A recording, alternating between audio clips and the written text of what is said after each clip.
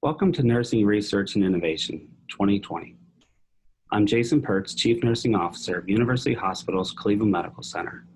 I'm joined by our host for today's conference, Brittany Merkle, who is our lead innovation strategist with the UH Ventures team and registered nurse. Before the conference kicks off, we'd like to share an important message from our incoming Chief Executive Officer, Dr. Cliff Megerian. Dr. Megerian, who is serving as president, UH Health System, is a pioneer in the use of cochlear implants in children and is recognized as an international authority in ear surgery, a highly respected researcher and innovator, as well as a distinguished clinician. He has received more than a dozen research grants awards and completed several NIH-funded projects. Dr. Megerian, please take it away. Thank you, Jason. It is great to be with you today and to welcome all of you to the inaugural Nursing Research and Innovation Day. I'd like to start by saying thank you to our UH nurses and nurses everywhere for the work you do and your unwavering commitment to patient care. As we know, this is the year of the nurse and the midwife, as designated by the World Health Organization. In fact, 2020 marks the 200th anniversary of the birth of Florence Nightingale, the founder of modern nursing. Following her pioneering clinical work during the Crimean War, Ms. Nightingale became an outspoken champion for healthcare improvements, especially those pertaining to infection control. Little did we know that the Year of the Nurse was announced in this year how much the world would need our nurses more than ever before. Now in the midst of a worldwide pandemic, our 7,000 plus nurses continue to inspire their patients, their colleagues, and our community. While COVID has been a tremendous challenge, the resiliency displayed by our nurses on the front lines has been extraordinary and will be celebrated long after 2020. I have personally witnessed the selfless acts of service and compassion nurses show in their daily activities over my career, but none of those have compared to what I've seen during this pandemic. I recall back in April, I was rounding with Dr. Robin Strosaker, UH Cleveland Medical Center's Chief Operating Officer, and I met with a group of nurses from the Cardiac Intensive Care Unit. They'd moved to UH Seidman to care for critically ill patients who did not have COVID-19. These nurses were so positive about the work they were doing, especially that they could provide solace to patients whose family were not allowed to visit. One nurse had a patient whose condition worsened so quickly that the patient's family was not able to come to UH Seidman in the time that remained. That nurse held up an iPad so the patient could say goodbye to her family. Incredible. She shared with me how grateful she was to have been there for her patient's last moments. And these are examples of the many remarkable acts of kindness like this that occur all throughout our system.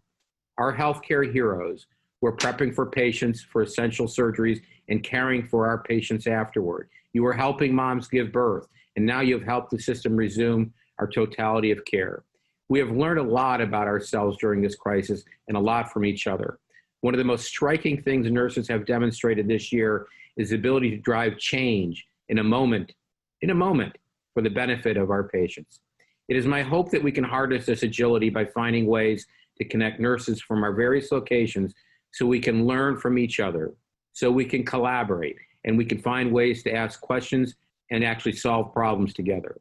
As nurses, you are uniquely positioned because you are not only a caregiver, but many times you're also the patient advocate and even confidant.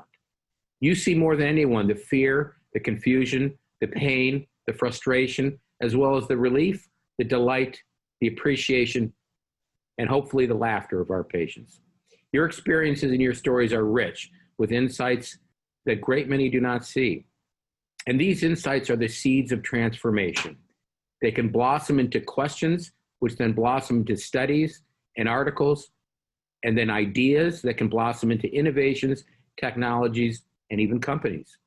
That's why today is so important. The opportunity to harness your resiliency, agility, creativity, brilliance, and compassion to create a new era of patient care at UH and beyond. Research and innovation are what it takes to learn and to grow, to evolve and to accelerate, and finally to transform and to scale. That's what we hope to do with your help. I can attest that participating in research and innovation can be a truly fulfilling experience that can take you down many unexpected paths, but open many, many doors. I'll close by encouraging all of you to reach out directly to our hosts of our Nursing Research and Innovation Day, including our nursing research team and UH Ventures. Whenever you have the earliest seeds of ideas that perhaps can help patient care and improve the lives of everyone we take care of. Both groups are equipped with a variety of tools and experts and can help you take a first step in making a lasting impact and leaving your legacy. We're counting on you. Thank you and enjoy our inaugural Nursing Research and Innovation Day. Thank you for your message and continued leadership, Dr. Megerian. We are excited to bring the inaugural Nursing Research and Innovation Day 2020 conference to you virtually this year. Together, we have faced hardships and challenges while finding inspiration, opportunity, and resiliency. Today is a celebration of the Year of the Resilient Nurse, a time for reflection and a pivotal time for our profession. We will highlight accomplishments to date and many years to come.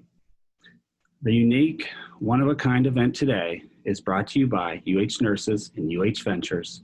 It's been a pleasure to work with Ventures in planning this event, and it's my pleasure to welcome you to the day with our host, Brittany Merkle. Brittany, let's get this exciting day started.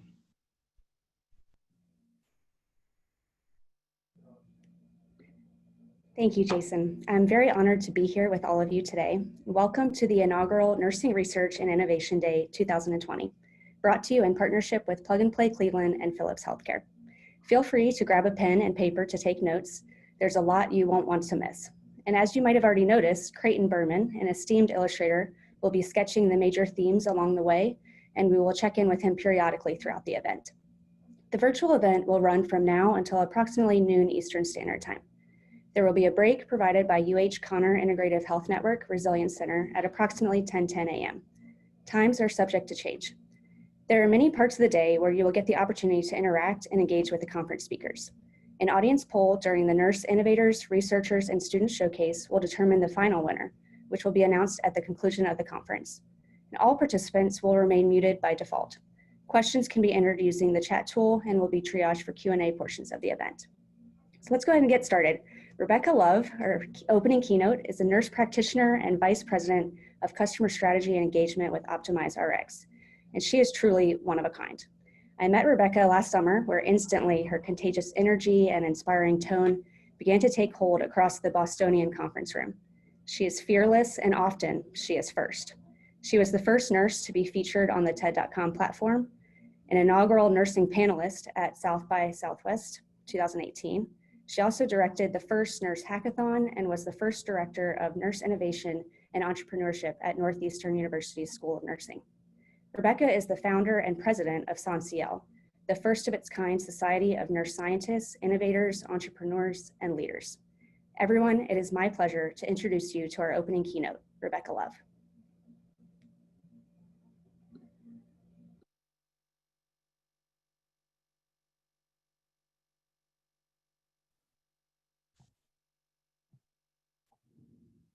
Good morning, everyone. It is so nice to be here with you guys and such an exciting day. Nathan, if you allow me to share the screen, we are going to kick off this day. It's super exciting for everyone. I have to tell you, the reason I'm here at UH is in my experience of dealing with innovation and across healthcare systems. UH has been the first system that actually brought a nurse into the innovation fold, Brittany Merkle. And to me, that is the definition of the transformation that we need to see in healthcare, and an exciting example of what the best can be done to transform the future and the ways that we're going to work together. Today, we're going to talk about what nursing has meant to the history of innovation, what it is going to mean to the future of innovation. But more importantly, we're going to start with talking about let me move this around. Let's first start with what is innovation. There's a famous quote that was said by Henry Ford that if I had asked people what they wanted, they would have said faster horses. The truth is innovation is seeing what yet does not exist. It's about believing in what can happen when others do not see the direction of which the world could be if you actually believed it could be something different. I always say that innovation is the moment that stands between stagnation and progress, and it is the moment that transforms the status quo, because the status quo has failed to deliver what we needed to do to save patients' lives. In the era of COVID, we are seeing that the status quo, everything that we thought we knew, actually didn't work well for the system in which we needed it to. So in the moment, even before there was evidence, we needed to engage in innovation to transform what we were doing by the bedside. People ask, Rebecca, what makes an innovator? And I always say, innovator is nothing very complicated, or in fact, even all that special. It's a simple belief that you can make something better. And if you believe that you can make something better, the world is going to change. And the truth is, the history of nursing started with nursing as innovators. And I'm going to take you back because I think this is so important in the Year of the Nurse as we celebrate Florence Nightingale, who I am sure, like many of you guys, when I was in nursing school, they mentioned Florence Nightingale and I would think, oh my gosh, is there literally no one else in 200 years of nursing history that we could point to that would represent modern day nursing?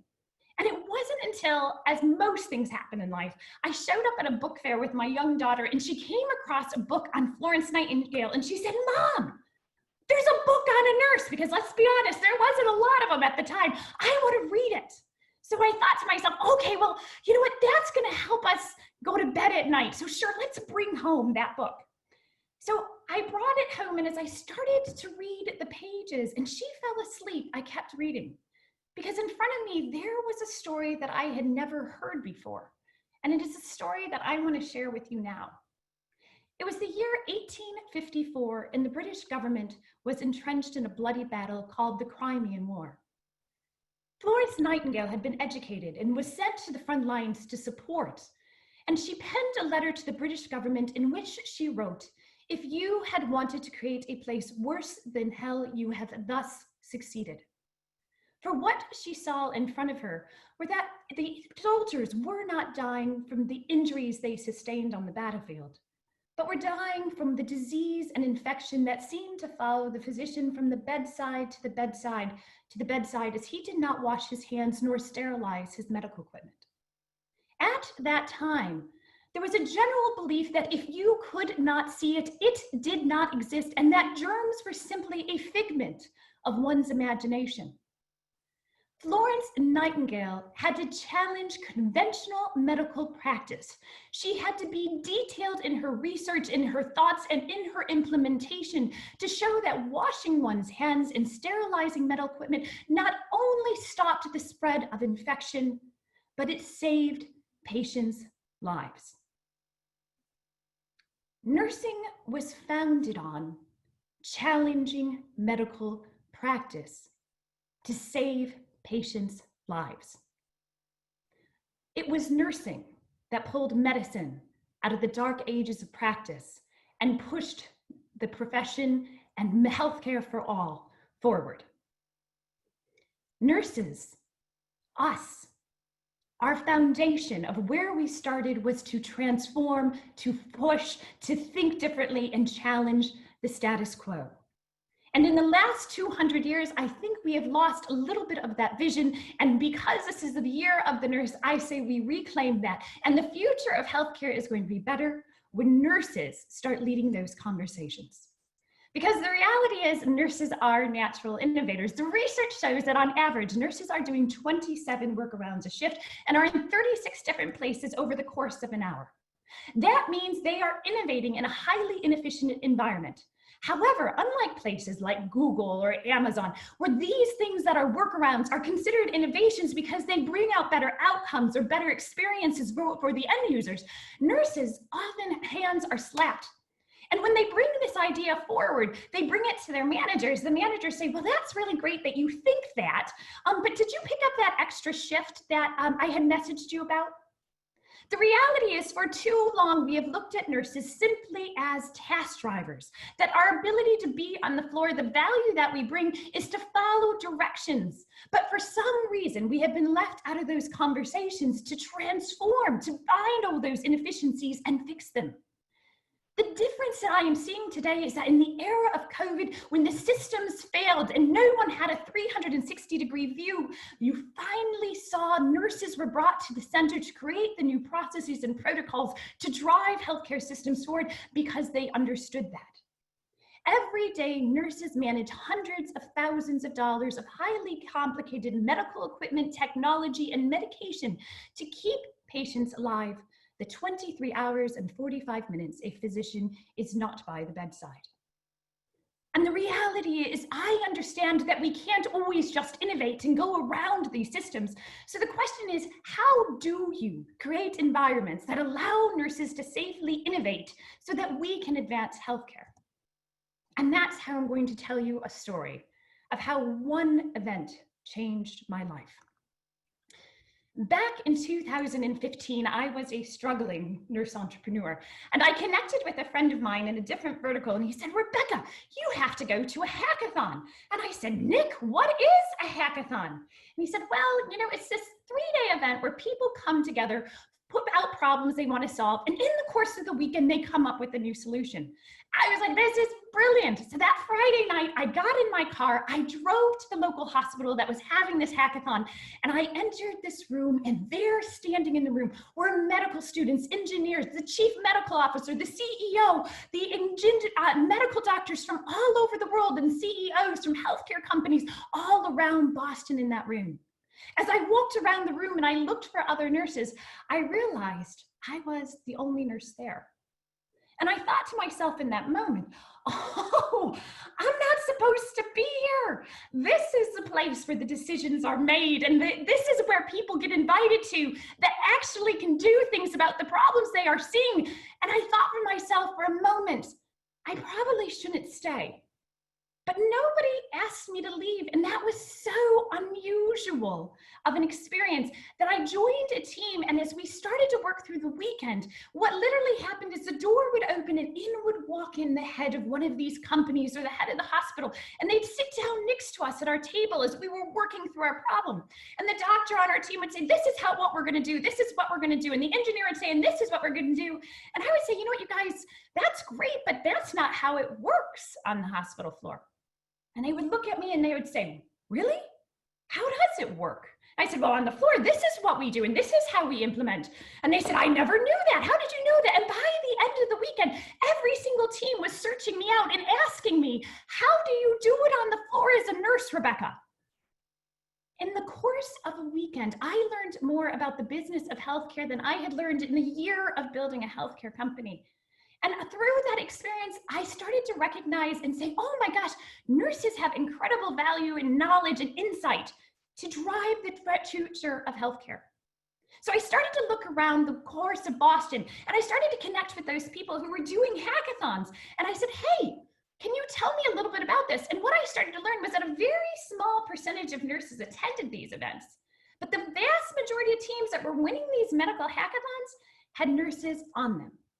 And what that made me realize is that nurses had the practical knowledge by which there had to be to create great solutions in healthcare, and that there needed to be a nurse hackathon. At that time, 2015, no one was talking about nurses as innovators. If you look back at the research, at that time, less than a handful of articles even mentioned nurse, innovator, entrepreneur in the same sentence. Not one, all in the same article, but not one in the same sentence. So I started to call these nursing schools and say, hey, would you host a hackathon? And all the phone calls I kept being hung up on until I connected with Dr. Nancy Marian at Northeastern. And I told her about my experience, and I said, I really think you should host a nurse hackathon. And she said, Rebecca, next summer in July 2016, I'm gonna host a conference on innovation and entrepreneurship for nurses. Why don't you run a hackathon?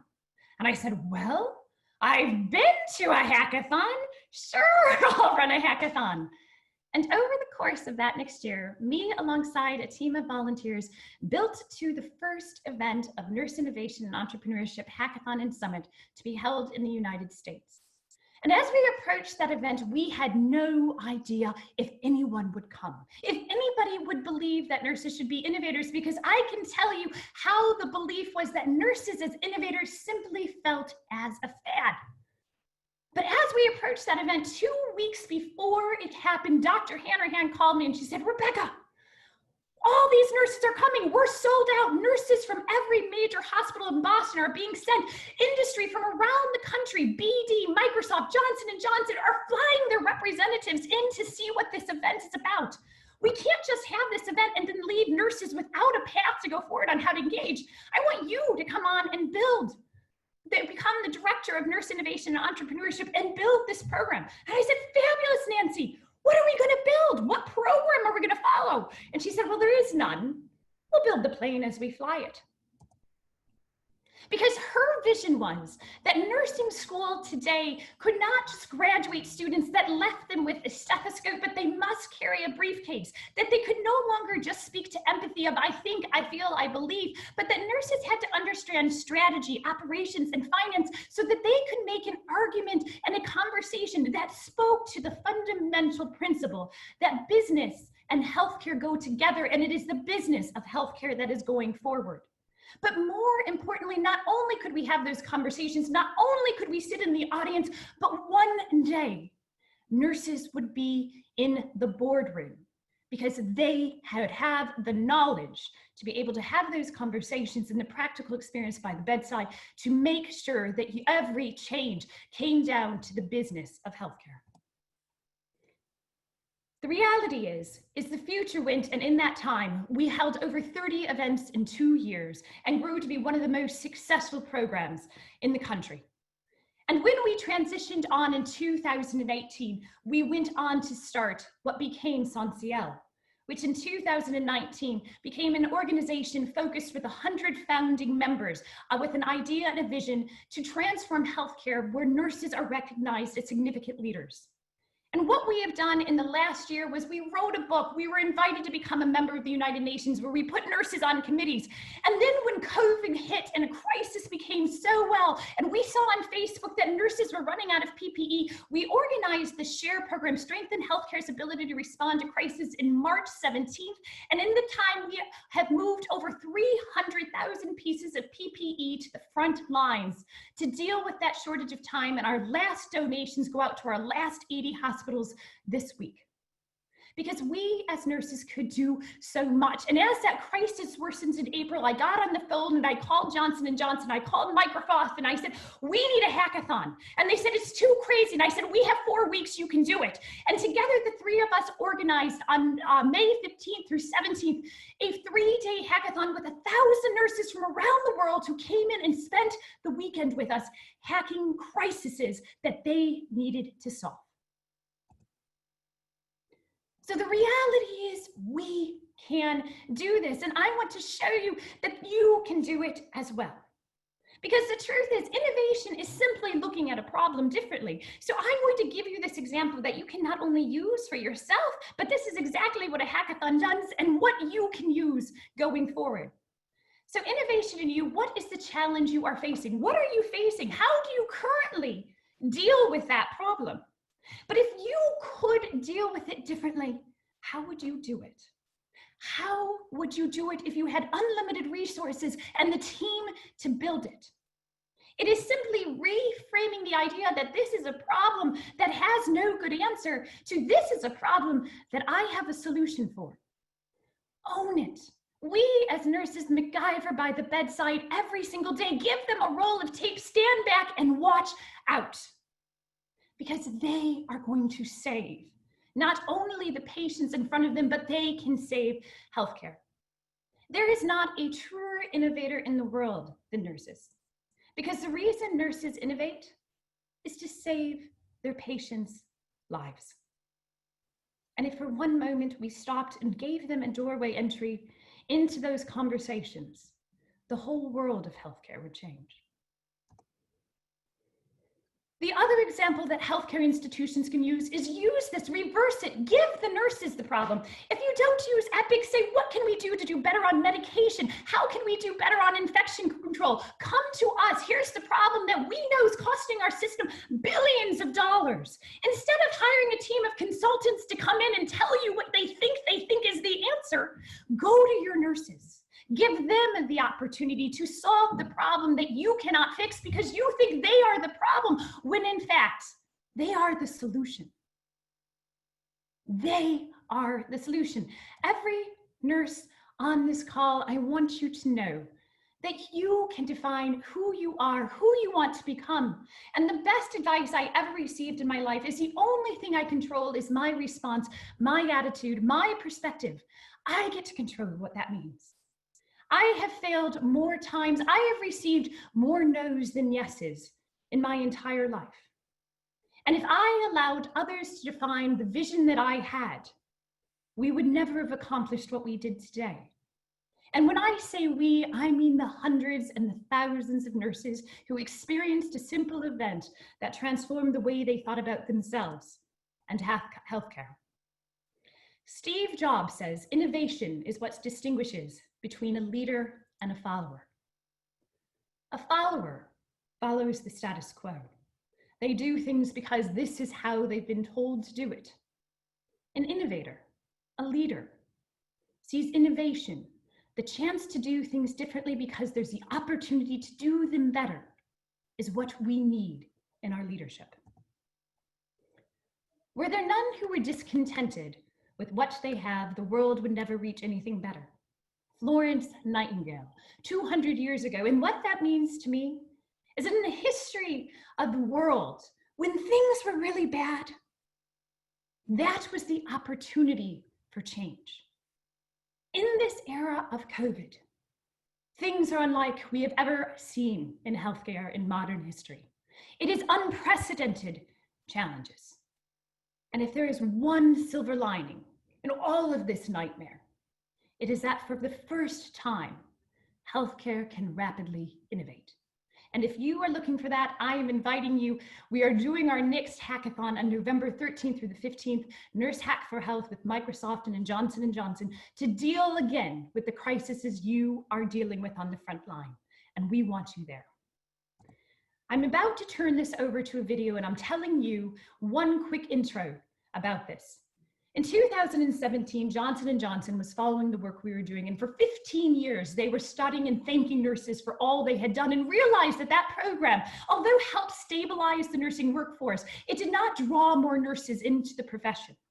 So they started to study the environment, and they came around and they said, you know what, this program is so exciting. We're going to pivot our 15-year campaign to recognizing nurses as innovators as the future of healthcare. And when they dove into write and find stories about nurse innovation, they had to go to Google. And when they went to Google, there were no stories. So they had to hire an expert in the deep web to track in and find these stories. This video you are about to watch is the history of nursing. It is the legacy that was almost lost.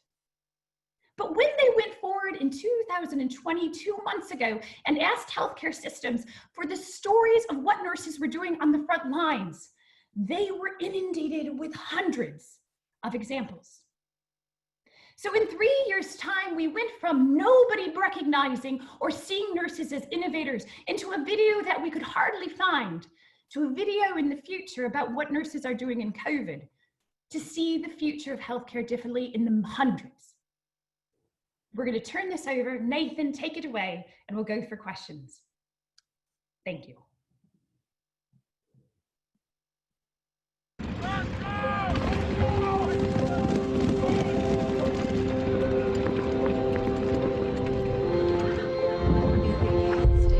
During the Crimean War, more soldiers died from infection than in battle.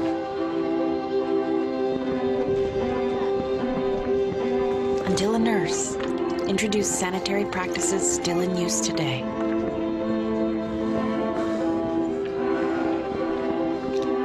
When the scourge of polio hit the world, it was standard practice to strap down and immobilize patients. Until a nurse discovered that movement and physical therapy had far better results.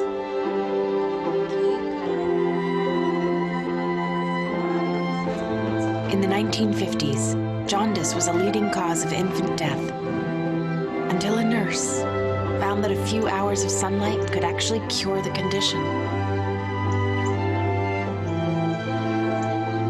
At the dawn of the AIDS epidemic, no one knew how the disease spread. So patients were kept quarantined and alone, until nurses defied convention and embraced them with compassion.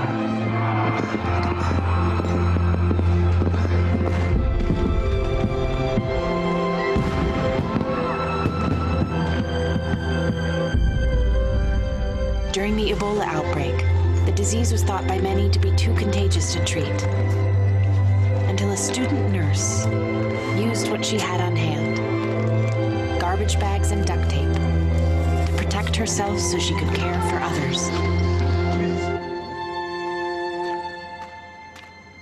And cerebral palsy robbed many patients of their ability to speak, until a nurse gave them back their voices. And I will always be grateful to her.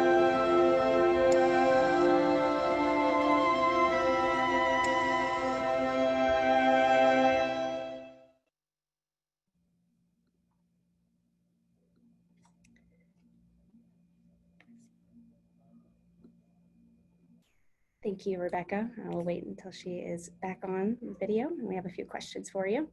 Great. Thank you again, Rebecca. As always, truly your narrative is so inspiring and your energy is contagious. And you made a major statement that nurses provide insights. We are often the eyes and the ears of the system. We had a few questions come in from the audience. The first was, what are your thoughts on balancing hackathons, workarounds, and a culture of collaboration and innovation with the need to protect intellectual property?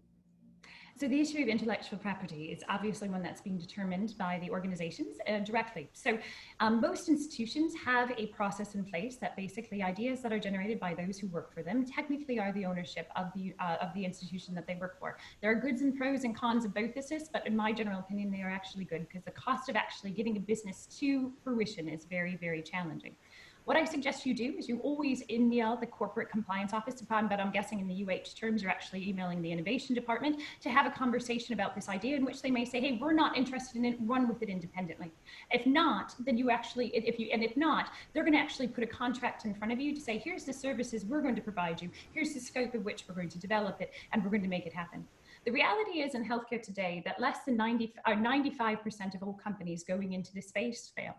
And when you have the support of an institution who's going to adopt it and cultivate it, you have a general sense that there's a better chance of success going forward.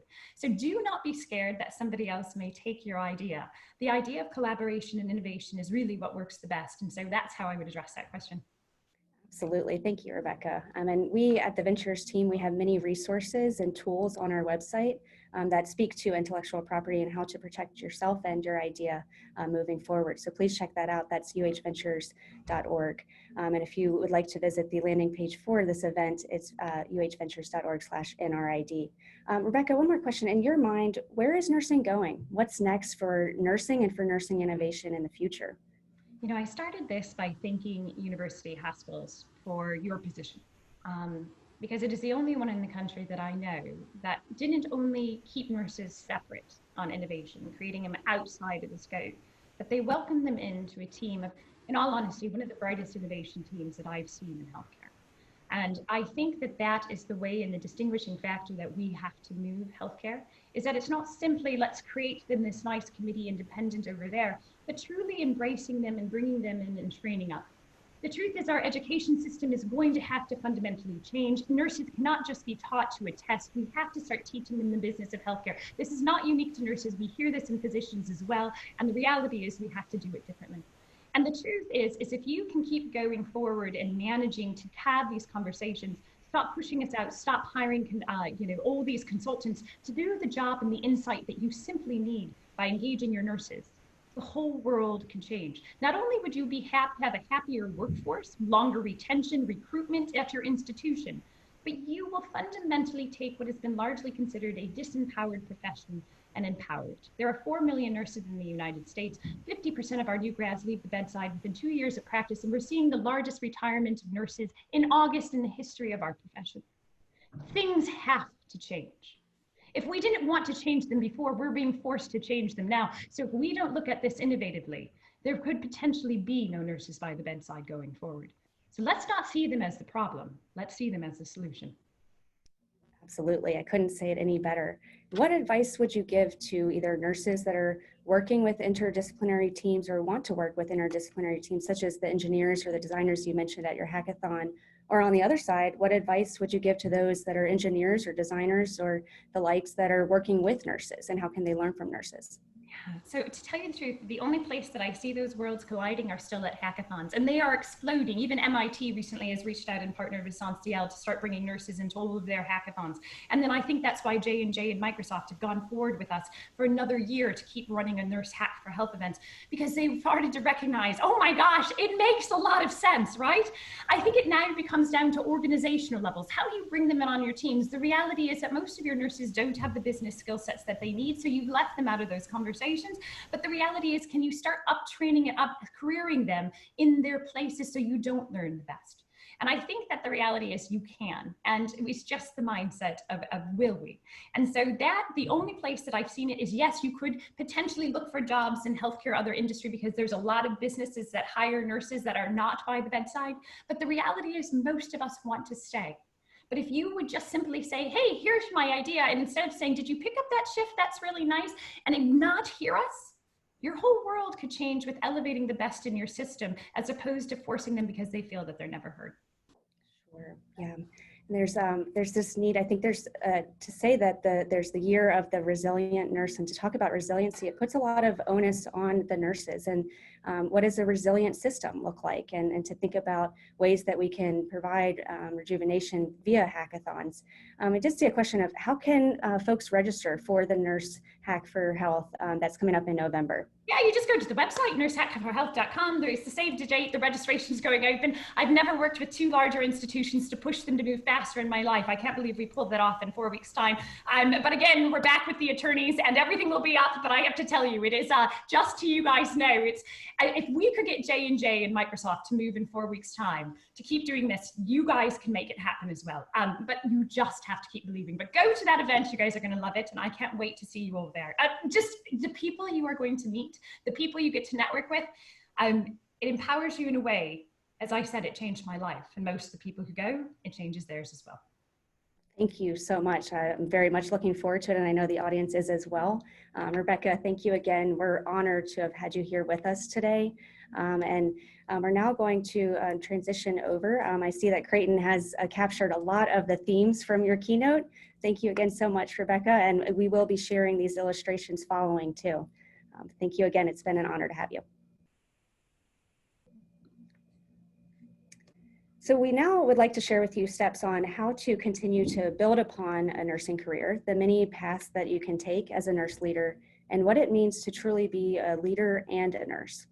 Taking the virtual stage is Holly Ma, the UH Marian Shaughnessy Endowed System Director of Nursing Education and Leader Center, who is joined by Melissa Cole, Vice President of the Center for UH Emergency Medicine. Holly and Melissa, the stage is yours. Thank you, Brittany, for the intro. Holly and I are excited to be here to talk about how UH is developing our nurses. Holly, let's start, if you don't mind. Maybe you could tell us a little bit about your leadership journey to get us started.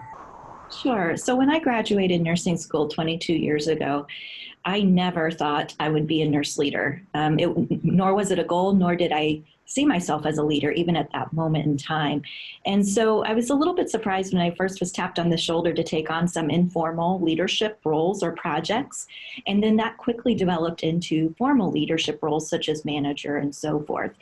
And then here I am today at this point. And I can say the reason why I'm so passionate about nurse leadership development is that I really see the opportunity for nurse leaders to really impact and change the future of nursing, change things on our day-to-day basis as well with our patients, our families, our organization, and our community. So I find it very rewarding. Thank you. That's a nice story, but it sounds like you didn't have any formal development programs to become a nurse leader. Maybe you can talk about some of the opportunities that UH has for nurses to develop and grow here. Yeah, you're right. I didn't have a whole lot right up front in my leadership. And so I often stumbled and figured things out by trial by fire. And so, most certainly, I think what's so great here is that we have a lot of things supporting leaders and nurse leaders in particular. And so we do have the UH Leadership Institute offered through the Organizational Development and Leadership department, so that's available. We also offer generous tuition reimbursement, so people can go back to school, get their BSN, get their master's, get their doctorate, as part of increasing our educational depth is also going to help with our development. We also offer the professional pathway for our clinical bedside nurses to develop and promote, and so that's another opportunity for them to be involved and develop their leadership. And most recently, we've developed the UH Nurse Leader Center, or NLC. And so the Nurse Leader Center is really about, developing any of our nurses, because a basic framework for us is that we see all nurses as leaders. And it doesn't matter if you're a day one hire, you've been a nurse for 40 years, you're a manager, you're bedside nurse, procedural nurse, it doesn't matter.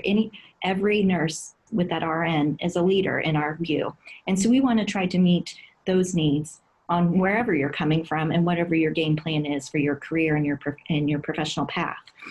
And so some of the things that we do here at the Nurse Leader Center is that we do offer assistant nurse manager and nurse manager residency programs. So that's available for new A&Ms and nurse managers to access.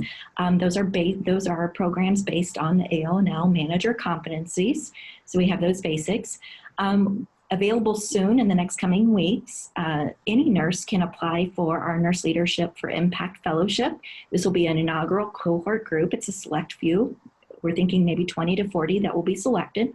And this fellowship will be a dedicated time for them to learn and grow and have access to different leadership assessment tools and a mentor, a nurse leader mentor, and someone that they can help develop them throughout a year's time. And so look for that very soon. The trajectory of the Nurse Leader Center can look very different for many different nurses, and we really do try to meet them where they're at. So if, what is their game plan? What is their end goal? But then also, what are their strengths? What are their capabilities? And as I mentioned earlier, we do have some leadership assessment tools that are at our fingertips as well. We use the Hogan assessment as one, and we have Hogan certified coaches to help debrief and help you see where your strengths lie and where maybe your derailers are as an individual in your leadership role. And again, meaning leadership role is not just as a manager, but also at the bedside. So what that trajectory can look like is different for many different people. So here's an example of one. And this is actually what I would consider maybe a traditional path of how we see it, is that maybe somebody finishes their BSN, starts their first job, and they they're hire on at UH. Again, they can access day one, access the Nurse Leader Center resources, but they go through their onboarding, they do their new grad residency, and then they start accessing additional resources, such as the leadership style assessment, the mentor coaching, maybe applying for the fellowship, attending different classes or online resources available to them, and most certainly connecting them to other resources available outside of the Nurse Leader Center as well.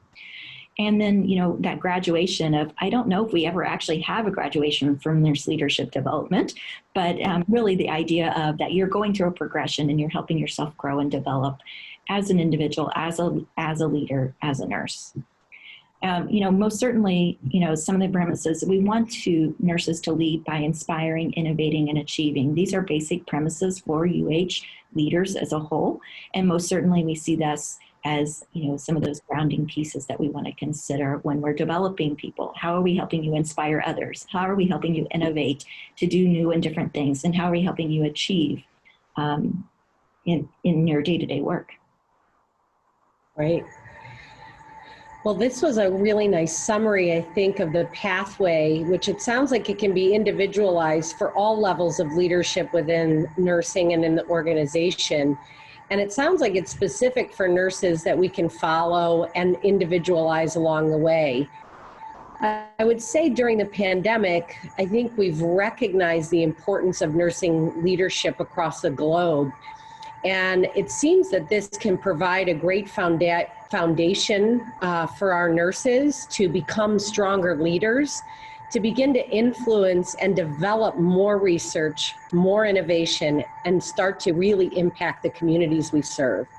Thank you so much, Holly, for sharing your story and some of the details around the Nursing Leadership Center, and hope all of you found it as helpful as I did. Thank you.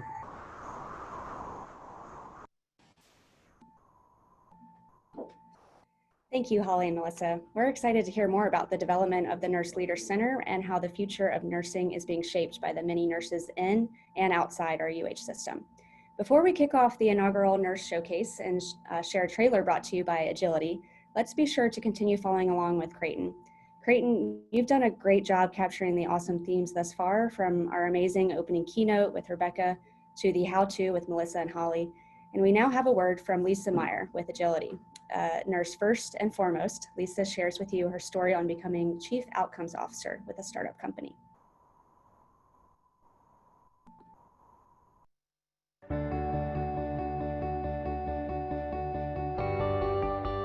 Hello everyone, my name is Lisa Meyer. I am a nurse. Today I work at an innovative healthcare technology company called Agility Cognitive Healthcare. Here I am the Chief Outcomes Officer. However, when people ask who I am, I say I'm a nurse. I grew up in a small town northwest of the Twin Cities in Minnesota. Yes, that's the town where all the women are strong, all the men are good looking, and all the children are above average. From a very young age, I knew that I would either be a teacher or a nurse. After my first job at age 15 as a nursing assistant in a nursing home, there was no doubt about my future career. I was hooked. Upon graduation, I spent my early years managing an internal medicine clinic. Later, I moved into the acute care setting where I was ultimately approached to participate in something called an EMR implementation, moving healthcare into the 21st century. This opportunity was a gateway for me to ask difficult questions and enable the team around me to think outside the box, to be innovators. Now, if you would have asked me, am I an innovator? I would have said no, at least not to my way of thinking, but I was wrong. We all have the innovative spark in us. This innovative spirit took me to Stanford Healthcare, right in the middle of Silicon Valley, leading a world-class technology team. The heart of American innovation. I was surrounded by the technology giants and startups that innovate for a living. Every day I would encounter new companies and meet new people and be exposed to new ideas. During my tenure at Stanford, I earned the opportunity to be part of the team building a new 450-bed, $2 billion hospital in the middle of the campus. Innovation was a requirement. Innovation giants such as Google, Apple, and Microsoft, and the entire technology community were at our disposal. We set up mock hospital rooms and ORs in warehouses. We brought bedside nurses in to be sure every detail of space was thoughtful and intentional. I knew this to be a once-in-a-lifetime opportunity. I decided to pair up with my fellow colleagues and ask some tough questions. What does healthcare need? What do nurses need? What do physicians need? What do all care providers need? Too often I'd seen solutions purchased and pushed out without the right people at the table, resulting in ineffective workflows and technology that only took up space on someone's desktop. We needed to empower everyone to think outside the box, and we did that by using human-centered design thinking with the people who actually do the work. This experience ultimately brought me to my current role of Chief Outcomes Officer at Agility. Why did I end up at Agility?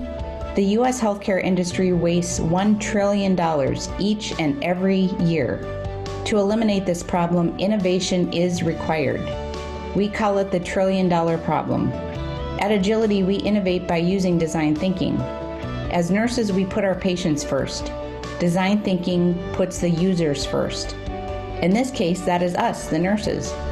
Our empathetic, human-centered approach puts nurses and other care providers at the center of the innovation process. Bringing together people from different departments with different objectives and priorities prior to implementing a solution creates viable, practical, and implementable solutions.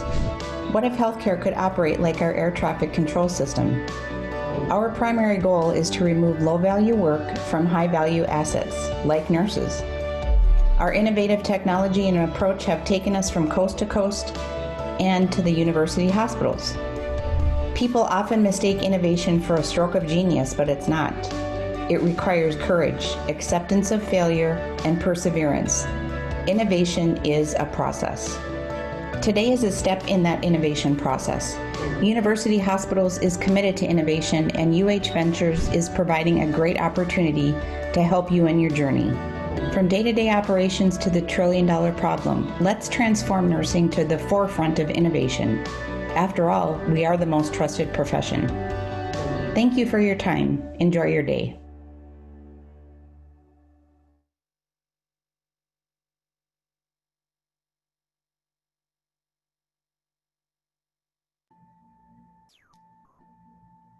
That was great. Thank you, Lisa and Agility, for being a continued partner with UH. Without further ado, let's get to the nurse showcase.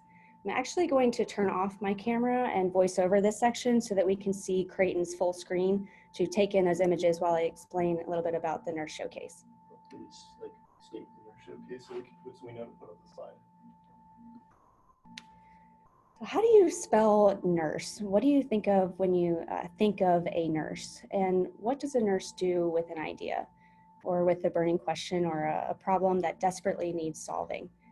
The Nurse Innovators, Researchers, and Students, or Nurse Showcase, and the studies, stories, and ideas presented in it are evidence that nurses and nursing students are natural innovators and researchers. We had over 20 submissions for the showcase, all of which are in continued conversations for moving their ideas forward, and we're now proud to present our semifinalists. As Dr. Megerian mentioned, we are celebrating this year the founder of modern nursing, Florence Nightingale's 200th birthday. Today, we are celebrating the many meanings behind being a modern nurse and the many ways one can make a difference through nursing. The ideas are there, the studies are being conducted, and the impact is crucial for practice, education, and leadership. Nurses and nursing students are sharing their unique stories, while we recognize the resiliency that the profession continues to exhibit, even in the face of crisis. The finalists presenting here were vetted by a steering committee, and now we will all determine the final 3 winners. A poll will follow the end of the completion of the showcase. The first prize will receive $5,000 and the opportunity to work with Philips Healthcare Transformational Services team out of Boston, Massachusetts to continue their project or idea. The second prize will receive $2,000 and the third prize winner will receive $1,000. Without further ado, let's kick off the inaugural Nurse Showcase 2020. We will begin with 3 showcase presentations, take a quick break, and then return. The first presentations come from Kimberly Findura, RN, with Code Swarm, What's the Buzz About?, followed by Haley Devine, a 4th-year nursing student at Case Western Reserve University, with Call Lights Designed for Nonverbal Patients, and from Amanda Myers on an Acuity Tool Ambulatory Oncology Kit.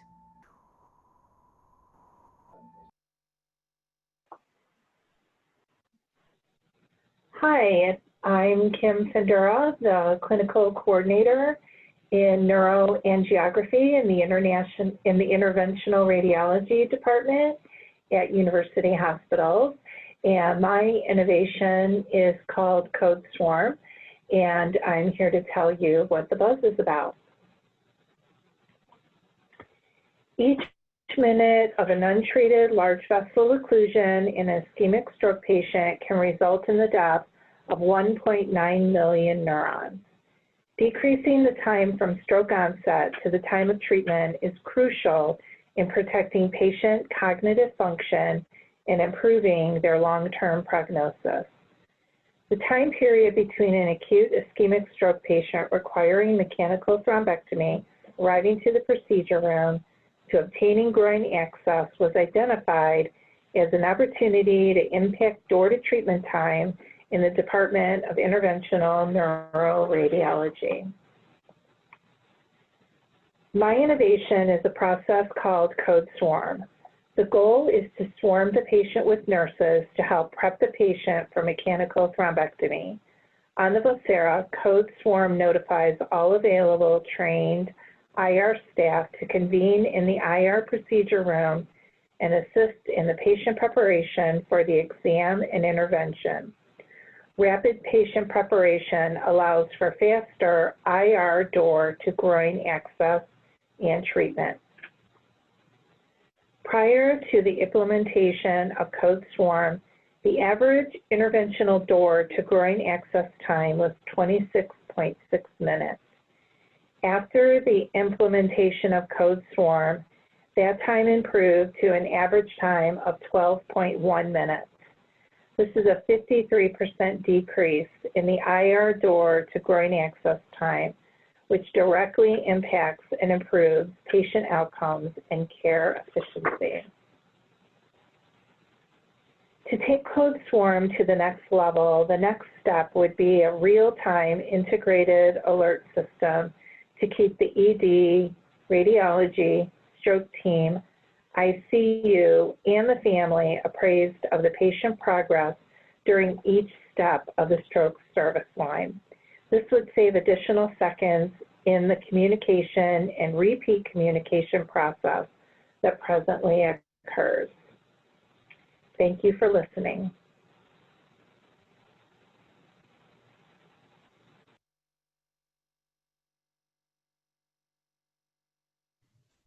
Hi, my name is Haley Devine, and I'm a fourth-year BSN student at Case Western Reserve, and the title of my project is Call-Lights Designed for Nonverbal Patients. So the main problem I identified was that patients who are nonverbal have communication barriers that can negatively affect their care.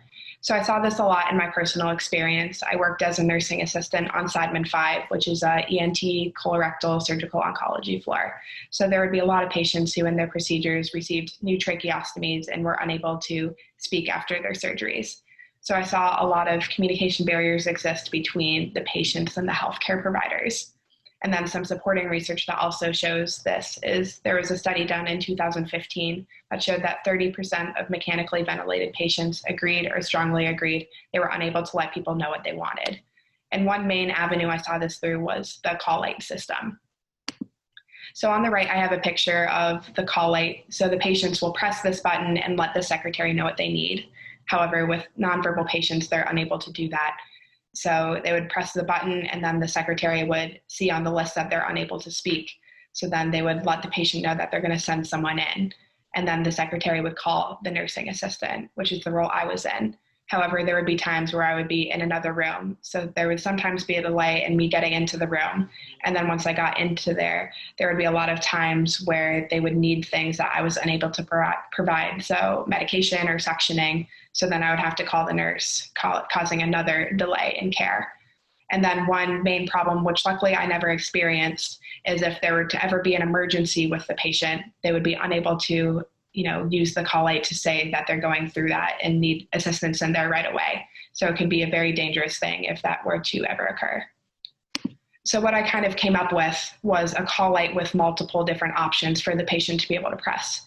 So for the nurse button in the top left, they could use this for needs such as suctioning, medications, and questions about their care. And then the bathroom button would be used when they need assistance toileting.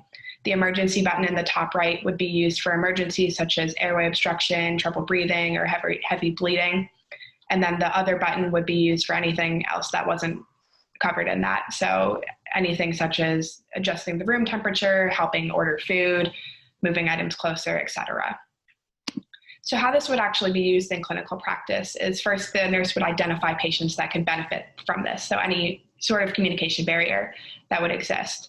And then the nurse or the nursing assistant would switch out the call light that was already in there with this new product. And then it would be able to adjust the TV and go to the secretary. And so then the nurse or nursing assistant would have to educate the patient on each button and which one each one is used for to kind of increase the efficiency of the product. And so then on the right, I have a updated flow chart with how this would help.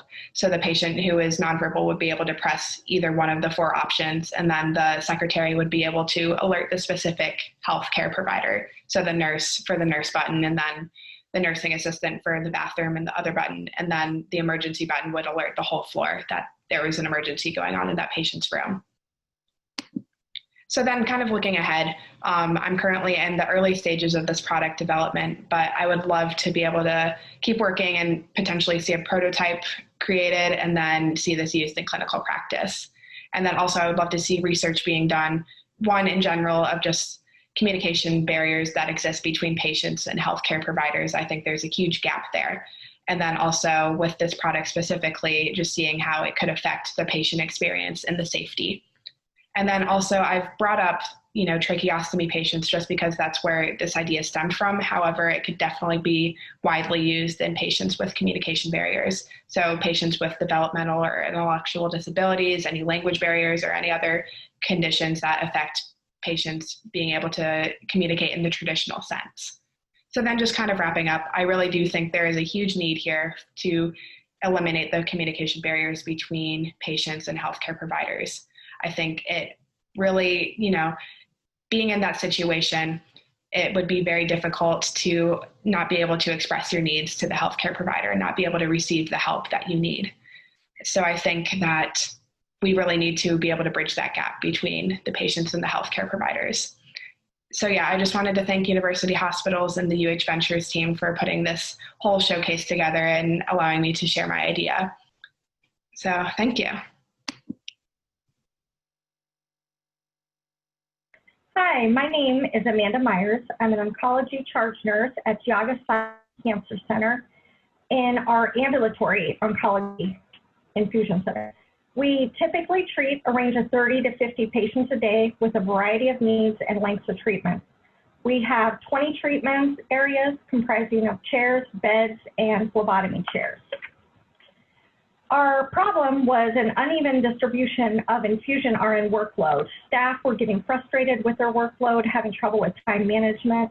So because infusion assignments were not acuity-based and leading to uneven distribution of workflow, we aimed to improve this by utilizing a Seidman outpatient acuity tool.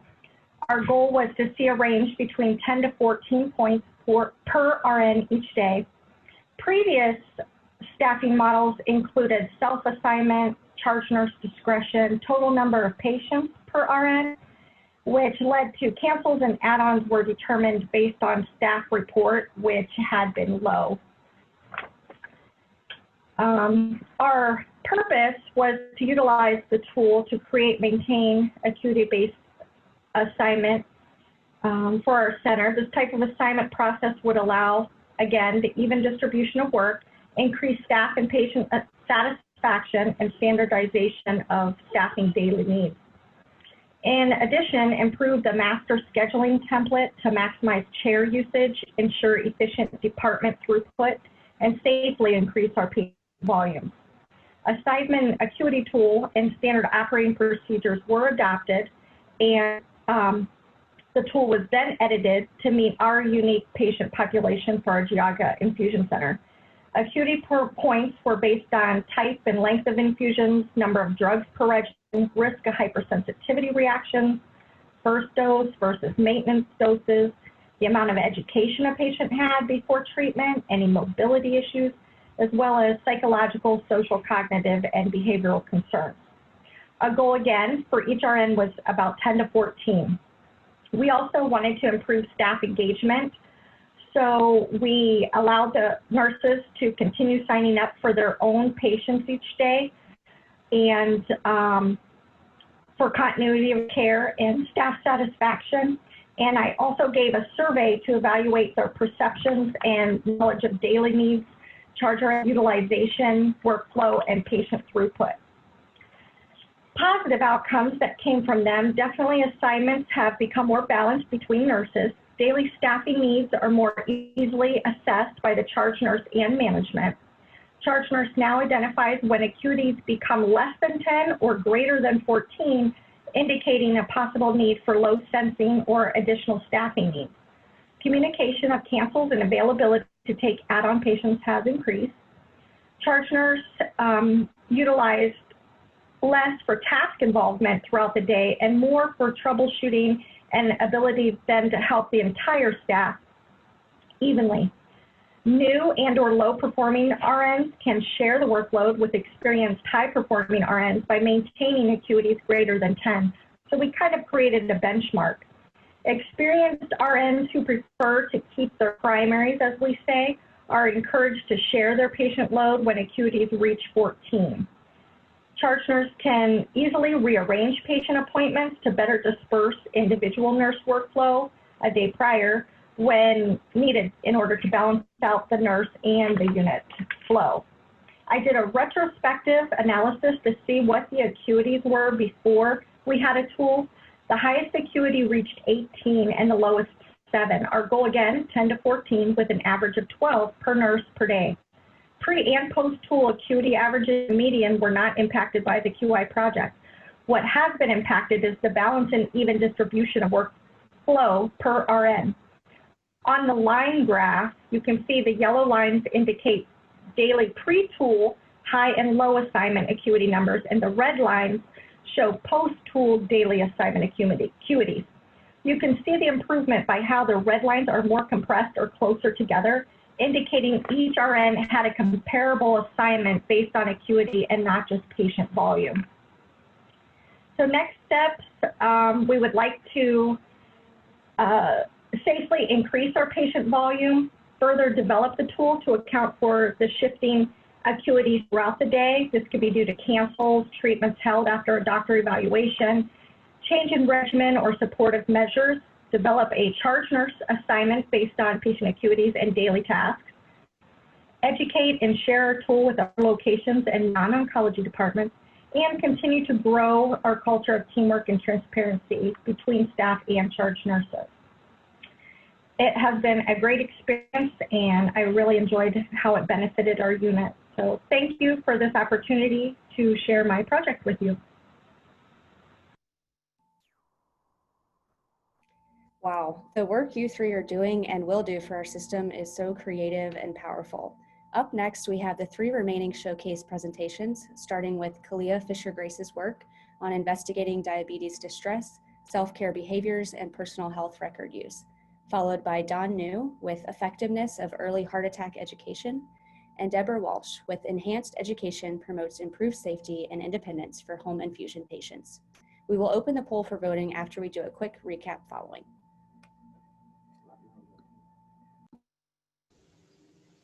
Hello, my name is Kalia Fisher-Grace.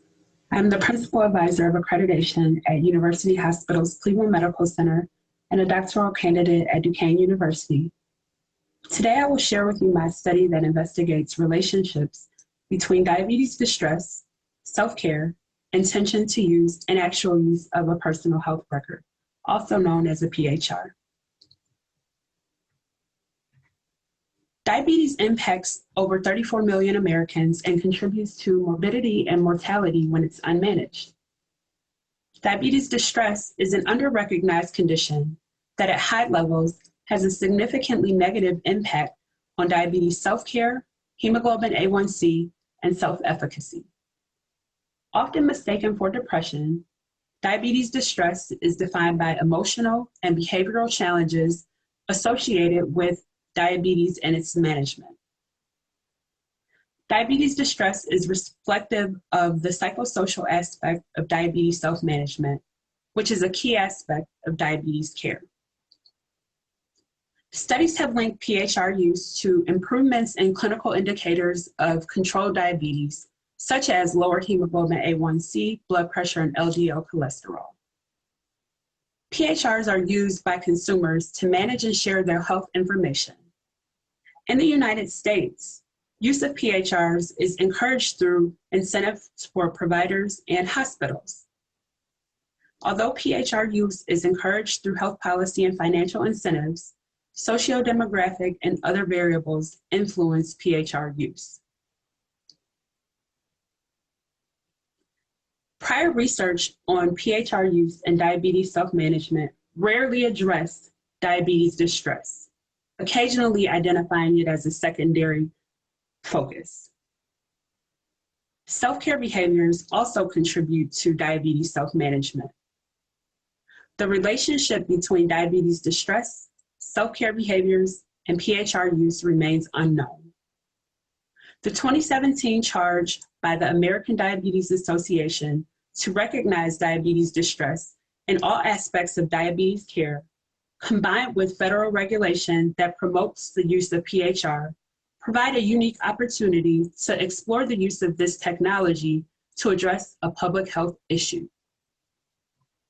This study hypothesizes that persons with high levels of diabetes distress will engage in fewer self-care behaviors, have poorly controlled clinical indicators of diabetes self-management, and indicate less intention to use a PHR, as well as demonstrate less actual use of a PHR. Using a technology-based framework, validated and adapted screening tools were used to survey inpatients with type 2 diabetes to evaluate their levels of distress, their participation in self-care behaviors, and assess their intention to use and later their actual use of a PHR. With the assistance of registered nurse gatekeepers, 114 participants from 5 UH Cleveland Medical Center med-surg units were enrolled in this study. The data are being analyzed, and based on preliminary results, there's opportunity to improve the care for persons with diabetes through technology and nursing interventions. I say this because diabetes self-management education is the primary intervention for diabetes distress.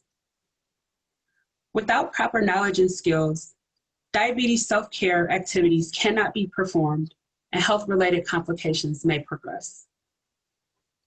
Nurses in the acute care setting provide education and teach self-care skills to persons with diabetes daily. They also prepare patients to transition from the inpatient to the outpatient care setting, but they may be unaware that their patients are experiencing diabetes distress. Future implications of this research highlight an opportunity to implement diabetes distress screening in the inpatient setting, incorporate scientifically sound diabetes self-management education into the PHR, link high distress scores to PHR-enabled diabetes self-management education, and advance this research to study the effectiveness of PHR-enabled diabetes self-management education on diabetes distress. Because diabetes requires lifelong self-management, nurses have an integral role in identifying sustainable solutions that can meet the immediate and long-term educational and behavioral needs of persons with diabetes.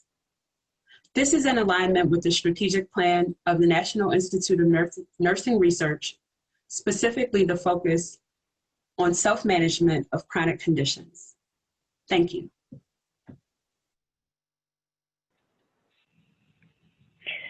Hi, my name's Don New. I'm the Quality and Chest Pain Coordinator for UH Medical Center.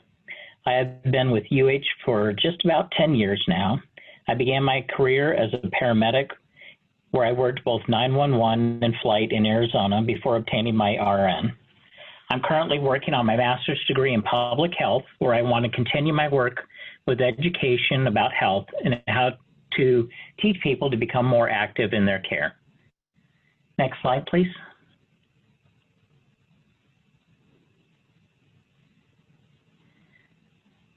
Part of my job is to help oversee the Chest Pain Center accreditation across the UH system. The Chest Pain Center accreditation is working with the American College of Cardiology, or the ACC, and with the accreditation, we're required to educate not only every staff member, but we also need to have a robust community outreach program around early heart attack care, or EHAC. We have far surpassed the expectations of the ACC, and we have been recognized by the ACC at a national level for the work we do. But is it really effective? We know for a fact that we educate up to 40 to 50,000 people a year on the signs and symptoms of a heart attack and what to do if they or loved one are having these signs or symptoms. The question we cannot answer are, number one, how do we know who exactly we are training? We're currently not keeping track of everybody that attends our health fairs or other events. Number two, is our teaching effective? And number three, are there better ways to reach the community and our staff? After all, cardiovascular disease is still the #1 killer in the United States, and the EHAC message is to try to eradicate it and lessen the negative outcomes. Next slide, please.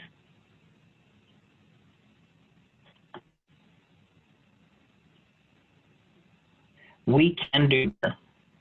With our Chest Pain Center accreditation, we already have in place a report of any patients who come to any of our facilities with the signs and symptoms of a heart attack.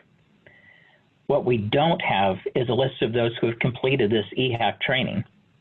I'm suggesting we build a database where we enter the names of those who we educate on an annual basis and at our community events. We can then cross-reference these lists. Once this is done, we can then perform a randomized sampling of these patients and verbally talk with them with a set of questions aimed at discovering if the EHAC training they received had any impact in their decision to seek medical attention, or better yet, to call 911. With this information, we can then design our education to be more and more effective. I'm on a national subcommittee with the ACC, and that subcommittee is aimed at studying this very topic.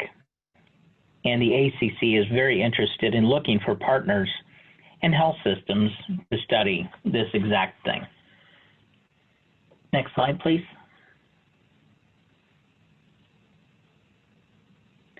The impacts of this would be far-reaching. First and foremost, we want to ensure the safety and improve the care of our entire community.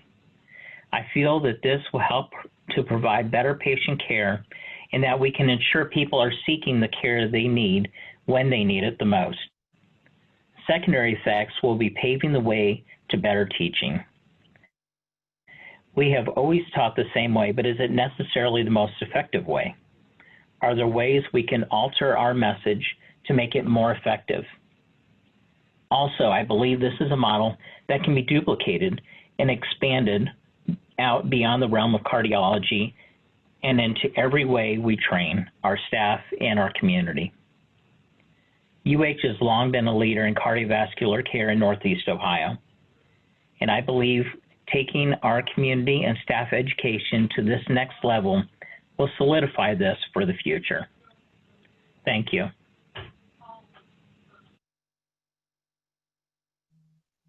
Good morning. I'm Deborah Walsh, RN Case Manager with UH Home Care Services. My research submission is on, does enhanced education promote improved safety and independence for our home care infusion patients?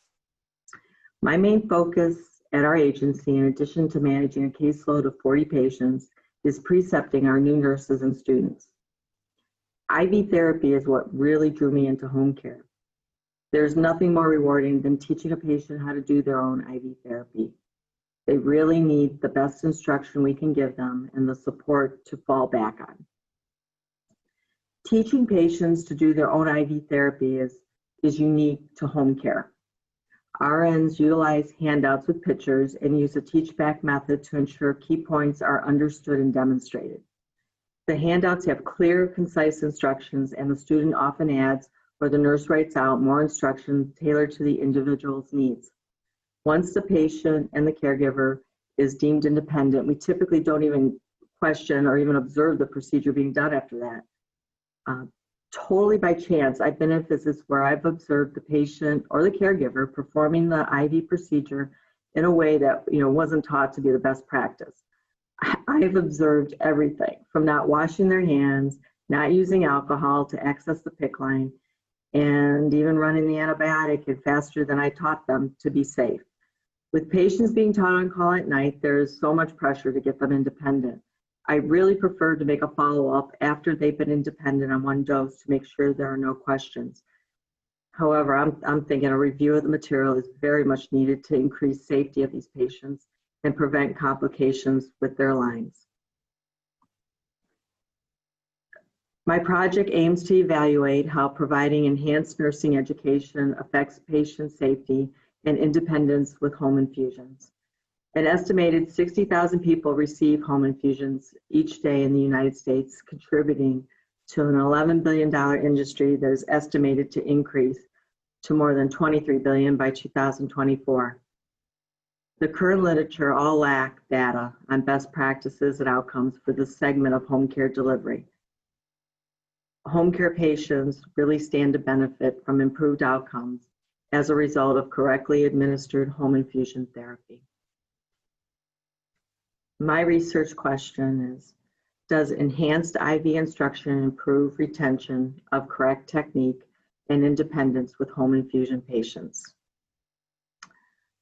For the first group of patients, my control group will be given the standard IV teaching. At 2 weeks, they will be asked to demonstrate the IV procedure. There are 5 key points I'm testing. Number 1, hand washing. Number 2, eliminating air from the syringe. Number 3, using alcohol pads on the injection port. 4, pulse flushing. And number 5, setting up the infusion with sterile technique, and infusing over the appropriate time frame. They will be given a score. The second group, my experimental group, will be given the standard IV teaching plus a review of the initial IV instruction at the first available visit after the initial instruction. This is typically, at 1 week or less. Then at 2 weeks, the patient and caregiver will be tested on the same key points as listed above.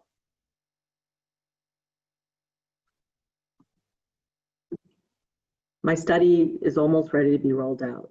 I will need to teach nurses that are participating in the study how to use the data collection tool in the field. The findings will be analyzed and will help determine what is really helpful with retention of IV education. I am ultimately looking for a best practice process to add to our current IV education for patients. I want to ensure our IV teaching is comprehensive to support our patients to continue to use the best technique to prevent complications and keep our patients safe. I hope more nurses, no matter where you are in your career, will re-examine your practice and join in or develop their own research that is near and dear to your heart. I've always thought, with what I'm passionate about, the sky is the limit. Thank you. Go ahead, Britt. This is fantastic. Congratulations to all 6 semifinalists. All 6 of the semifinalists of our showcase were so impressive, and I know we don't have an easy decision.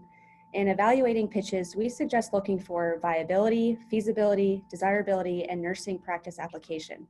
There are 3 ways to vote. Enter the link shown here, which we will also put in the chat portion, scan the QR code shown, or text UHNRID 490 to 22333. Once you receive a text back to confirm you've joined, you'll enter one of the following letters, A, B, C, D, E, or F, and it corresponds to the reference in the order seen here. A for code swarm, what's the buzz about, Kimberly Fandora. B for call lights designed for nonverbal patients, Haley Devine. C for acuity tool, ambulatory oncology kit, Amanda Myers. D for investigating diabetes distress, self-care behaviors, and personal health record use, Kalia Fisher-Grace. E for effectiveness of early heart attack education, Don New. F for enhanced education promotes improved safety and independence for home infusion patients, Deborah Walsh. We will leave this slide up for the next minute or so for your reference. So take out your keypads and vote now. For any questions, please place them in the chat.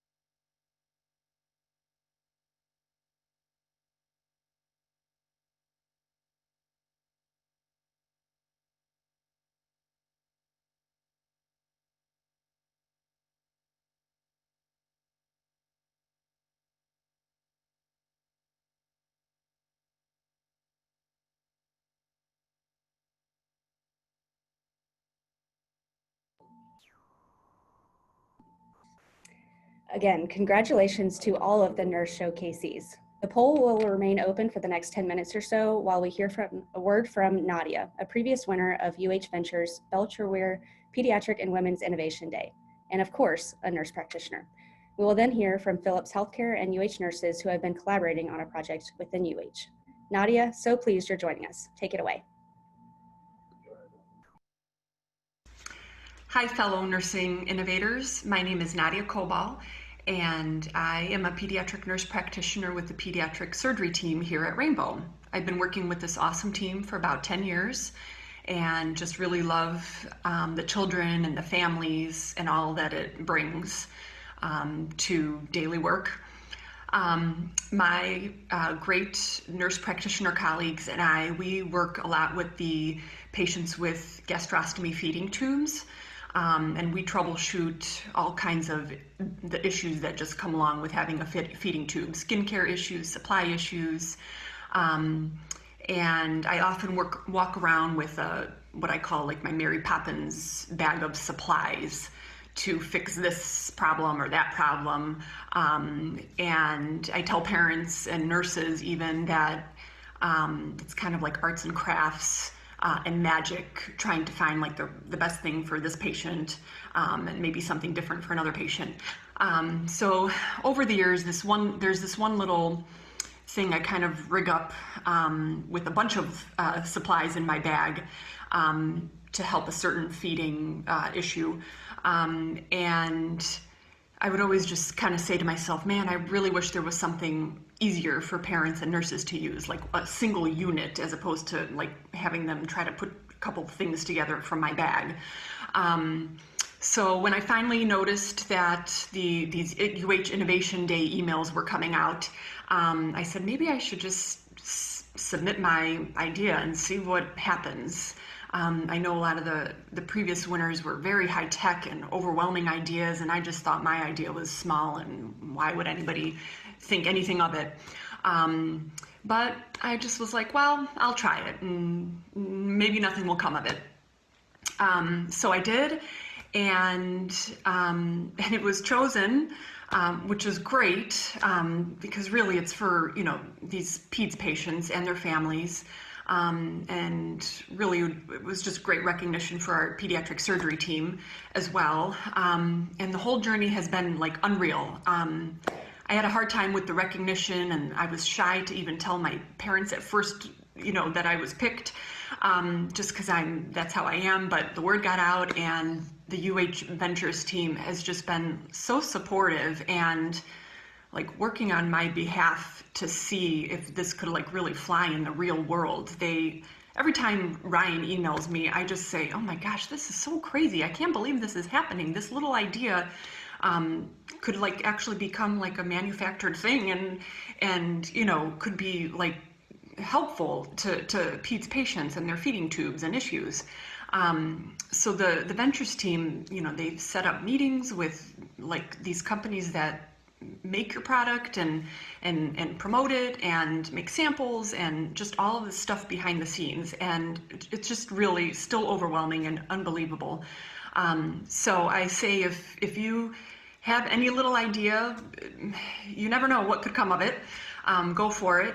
And I'm grateful to the UH Ventures team for this journey. And every time I see my little bag of tricks, now I think differently if there's something else I could come up with that maybe would be helpful to nurses and families and et cetera. So good luck to you. Thank you.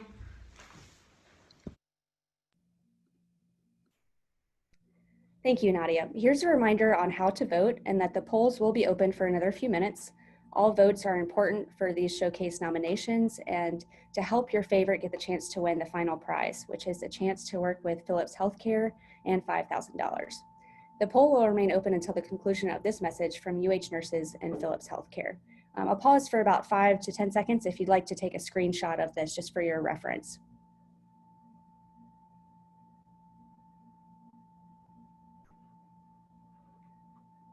All right, and now to the UH nurses and Philips Healthcare.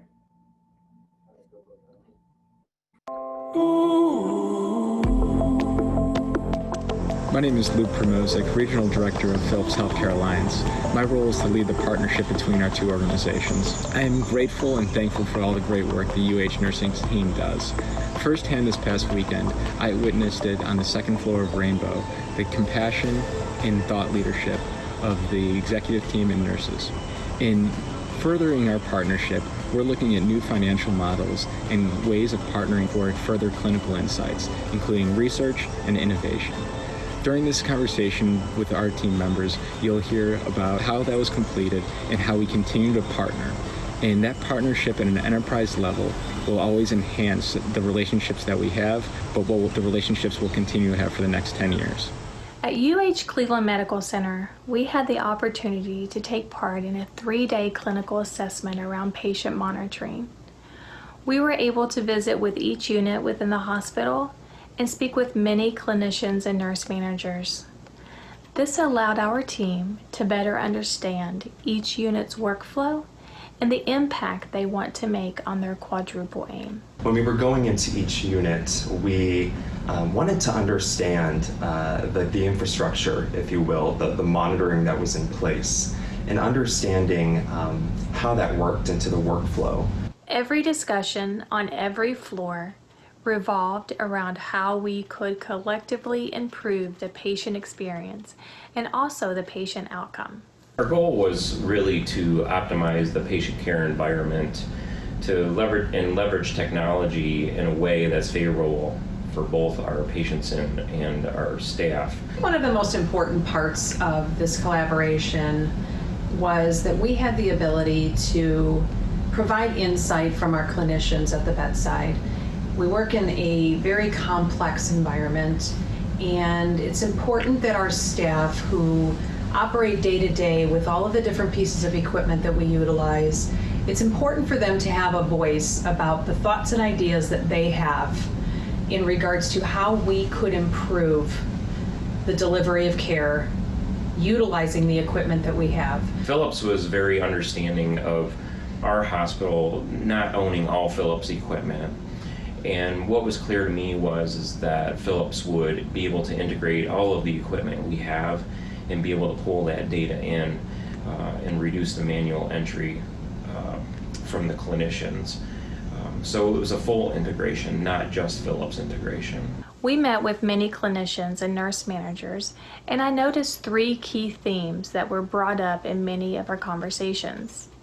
These included asset standardization with the current monitoring that they have in place.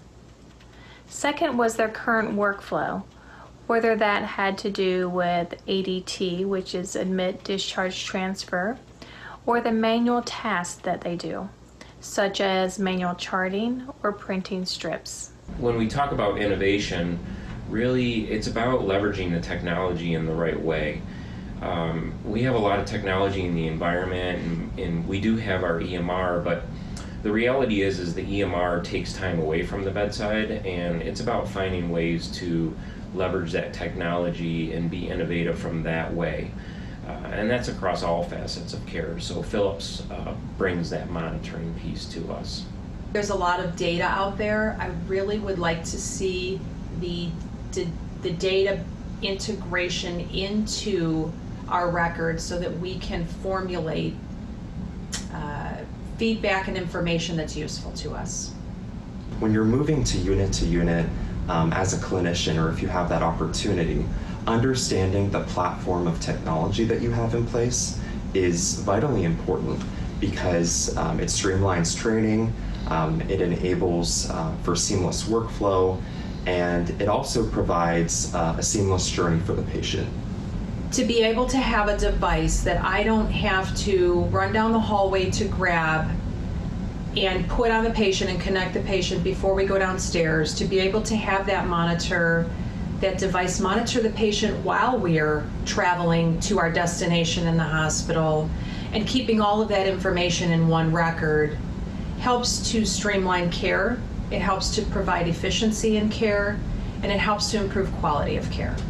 In preparation of the clinical assessment, we worked with a team at UH to determine what current inventory they had in place on each unit.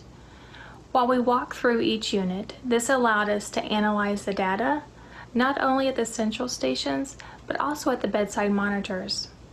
By doing this, we were able to determine what needed to be replaced, whether it was a software upgrade or a full replacement. This helped in the proposed plan for a year-to-year replacement. We also discussed with the clinical team what added clinical decision support tools they would like to use in the future. The staff was readily available to discuss what they needed. They really, at the end of the day, realized what it is and how the technology can benefit them. We noticed that alarm management, understanding how we can create more actionable alarms that not only tell a full patient story, but aren't causing distress to patients or to clinicians. We also noticed an initiative to optimize the workflow.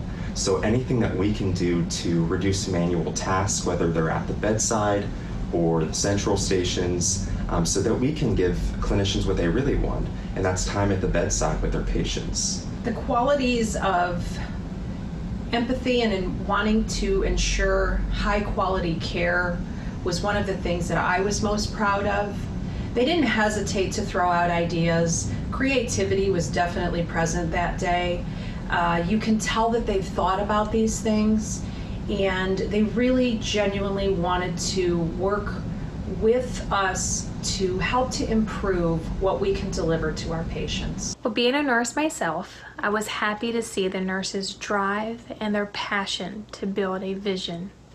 Not only building a vision on how patient monitoring could look in their unit, but also how it could impact the care they provide to their patients moving forward, as well as how it could impact their workflow. My vision is that we have a full environment of technology where maybe we're speaking and things are being documented, where we measure something and it's documented, and that allows us to maximize our staffing potential.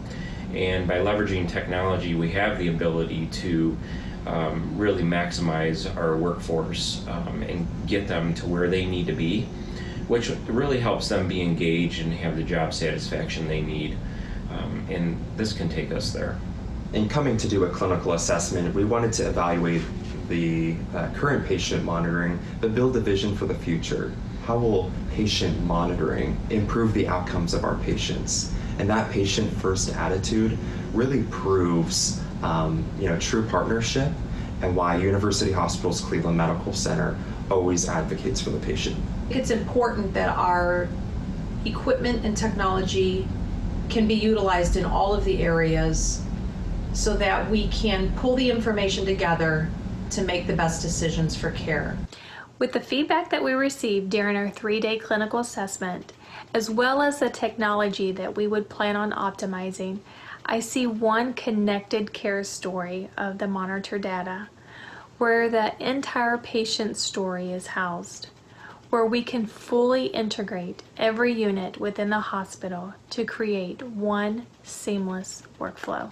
Whether we were at the bedside, whether we were looking at vital signs monitors or the central station, it was understanding how each piece of that solution integrates and how we could build that vision for the future and change the way that we look at healthcare. I think there is great opportunity in the future, and I think through partnerships such as these, we will be able to really capitalize on all aspects of technology and care. The partnership that we have with Philips allows us to work with the clinicians who have great ideas and utilize the opportunities that our Philips partners are aware of from a technological standpoint.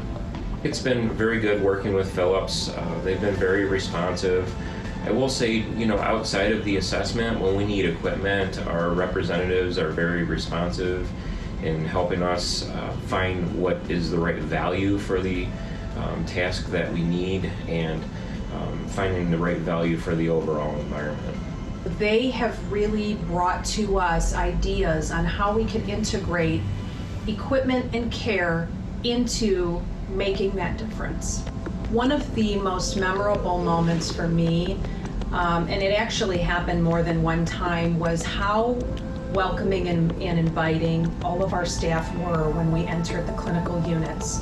They genuinely were happy to see that one of our partnering companies was willing to hear what they had to say, and that our partnering company, Philips, really valued what they had to say. They were able to feel like they were part of making things better and part of improving patient care.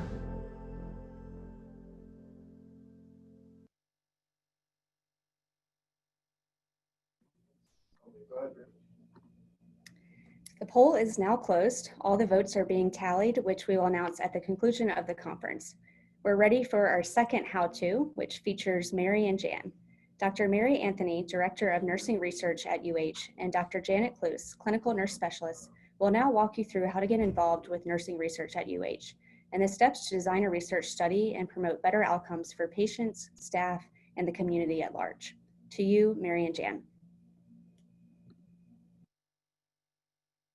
Good morning.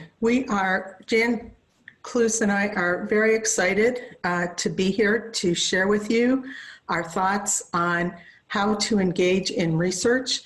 And so we are really very excited for this opportunity. We're also very excited to build on our tradition of a Nursing Research Day to work collaboratively with our partners and ventures to include nurse innovation in the day. And so collectively through research and innovation, we have the opportunity to really showcase all the great things that nurses at UH do. Before we get started into the 5 steps, what I'd like to do is to share a few thoughts with you about integrating research and practice into from several perspectives. The first perspective is from the profession. We know that knowledge drives evidence and evidence drives practice, but we as nurses need to not only use evidence, but be involved in generating the evidence. The second thing is that nurses connect with patients and are the most trusted healthcare professionals. And because of that connection and trust, we know and do things differently at the bedside. And then lastly, the mandates of our professional practice includes a belief that we as nurses are problem solvers. The second perspective is from a research culture perspective that stems from organizational support and advocacy. And so there are 3 things that I think are particularly noteworthy about the culture at UH. One is we have a relatively new strategic plan in which innovation and research is a pillar. And so that's going to provide our guidelines and our North Star for where we go in the future. The second is our magnet status. We've long enjoyed a history of being a magnet hospital, and we know the prestige and the outcomes that come with that. Magnet is an accreditation that supports scientific inquiry. And so we support research as a magnet hospital. And the last is, as a shared governance structure, our Research and Innovation Council is there to support and advocate and empower nurses to conduct research. And then the last perspective I want to share is that nurses at the bedside, because of their connection and what they know about patients, really do ask the most clinically relevant and meaningful questions. And because those questions are so relevant and meaningful, they lay the groundwork for enhancing patient outcomes and improving care delivery. So I want you to take a moment and just imagine possibilities. Given that framework I just shared with you, I want you to imagine possibilities for yourself. And as while you're imagining possibilities for yourself, what I'd like to share with you are the success stories of a few of our nurses who have imagined possibilities. First, there's Megan from Seidman. Megan, who has done several studies out of her curiosity about why cancer patients have an increased risk for falling. Her last study had to do with patients' own perception of their risk for falling, which really has not been done before. And so this was really a very groundbreaking study. And this study has been published in the Journal of Clinical Oncology Nursing. And then there's Becky from the Coronary Intensive Care Unit. Becky has long cared for patients with LVADs, or left ventricular assist devices. And in care of those patients, she also noticed that the burden and strain of caregivers and wondered how they care for themselves. So her study had to do with really understanding exactly how those caregivers care for themselves so that they can better care for their loved one as well as care for themselves. And then there's Jennifer from Lerner Tower. Jennifer, her skill and expertise is caring for patients with acute neurological disorders. And knowing that patient population, we know how quickly that they can change. And so Jennifer was interested in examining how clinical competence, engagement, and critical thinking all interact so that nurses can make quick and better judgments about patients who are evidencing quick change. And lastly, there's Amy from Rainbow, who understands that those little newborn babies in the NICU really do better when they are fed their mom's milk. But that's a real challenge for new moms. So Amy's study was about educating nurses about a new hands-on pumping technique so those nurses can better help new moms provide more milk for their babies and thus improve outcomes. So with imagining those possibilities, what we want you to do is imagine your possibilities. And as Dr. Kloos goes through the 5 steps of how we can help you make those possibilities a reality. Jan? Thank you, Mary. Mary and I talked about how we could break down the whole process of research into 5 steps or how-tos. And I always like to think about an example that would help us ground the different steps as we move forward.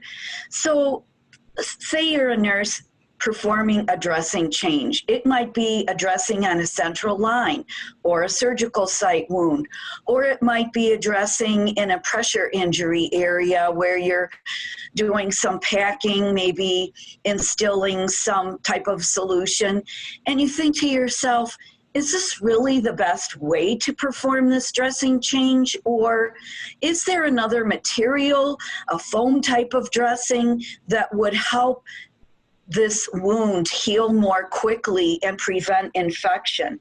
So the first step is having a hunch. What could be something different that would help with the healing process?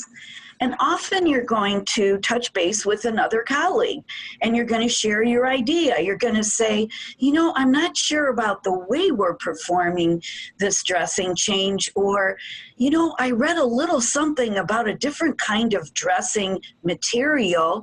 Have you ever read anything like that? So you'll begin talking. And one of the people who can really help you early on as you formulate your hunch is the librarian. So the librarian can help you find other information or articles about similar dressings, or it may be found that there isn't an idea that's similar to yours that should be developed. We have 3 librarians at Cleveland Medical Center, Nina McLaughlin, Esther Guttow, and Amber Stout, and they're all happy and willing to help you find what's currently existing to help you on your search. Next slide. We really think an important piece for you to know is that research is teamwork. You're not doing research studies on your own. It really takes a team to work together, come up with ideas, know the different processes in research to help you really be successful. So you'll stand on the shoulders of other great researchers and scientists, and you'll find a buddy to help you move through the research process. Next slide. I think one of the most important parts of the research process is finding a mentor. And you have many ways where you can find a mentor. You can go on the UH Nursing website. You can work through a UH nursing scientist such as Susan Masnick, who could point you in the right direction. You could attend our UH Research and Innovation Council. Or you could become a member of our UH Nursing Research Intern Program.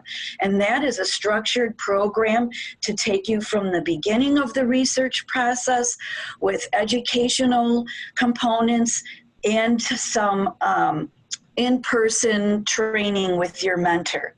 And we want you to know that your mentor would be an experienced researcher. So your mentor is going to do the heavy lifting for you. They've conducted studies before. They know what the process is, and they're going to be your guide along the way. Next.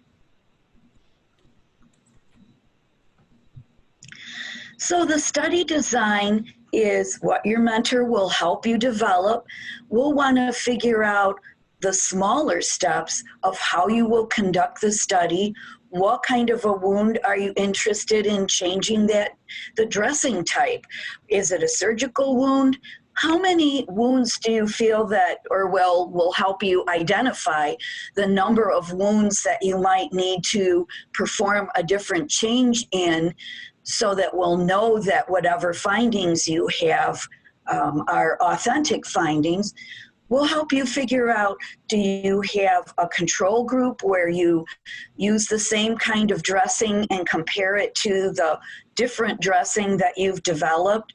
And so all the people who will help you put the puzzle pieces together would be your research mentor, your team, the Research and Innovation Council, and members of the Institutional Review Board, who will help you make sure that you conduct the research study in a way that meets all government and institutional regulations. Next.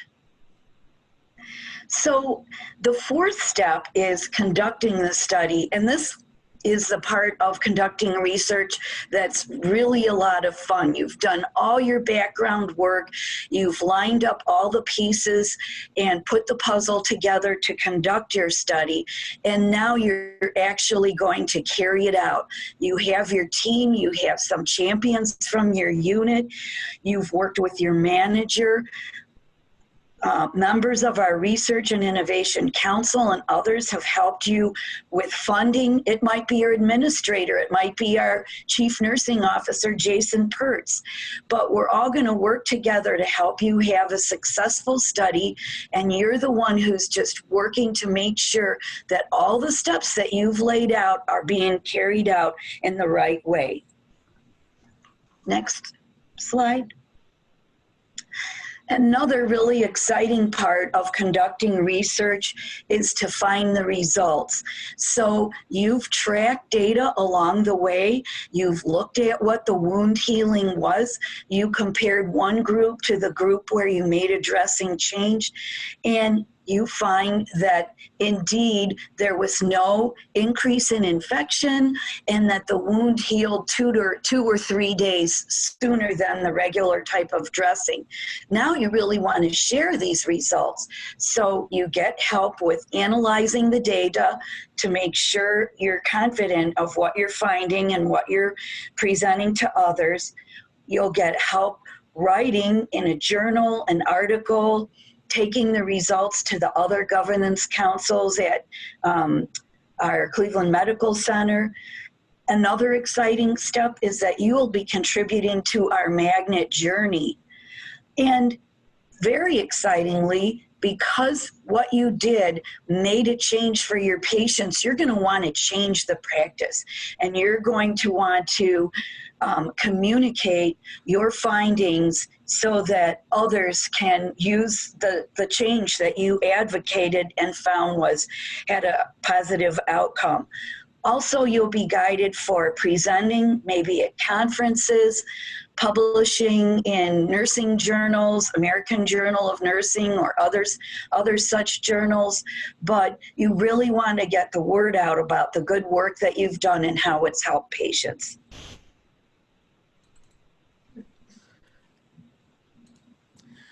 Thanks, Jan. Just very quickly in closing, I want to go over just 2 things. One is all of the important information that Jan just talked about and shared. We have put it all on one slide. Now you can put this in your pocket, or you can take a picture of it so it's on your phone. This is a summary slide so that you know that what resources are available. And lastly, I want to leave you with a few thoughts about creating your possibilities. What we shared with you today was sort of a framework for which, if you have a spark of an idea, and if you believe in that spark, knowing that there are opportunities, mentors, and organizational support for that spark to become a flame. And we are all invested in your success, because your success is all of our success. And lastly, the final thought I want to leave with you is what we need from you.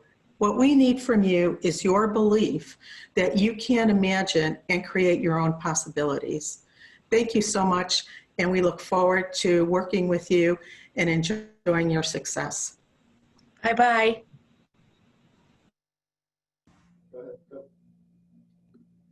Thank you, Mary and Jan. Creighton, your illustrated notes are wonderful, and we're excited to see the final ones later on. The images really speak to the themes of nursing research, and not only the steps, but the foundations to build upon for true best practices to come to life.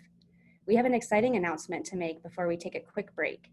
Kipum, Inc. is a copper-based antimicrobial and skin wellness technology company that harnesses the unique properties of copper for a variety of applications, including performance apparel and medical textiles. Unlike topically applied solutions, their durable embedded copper technology does not wash or rub off.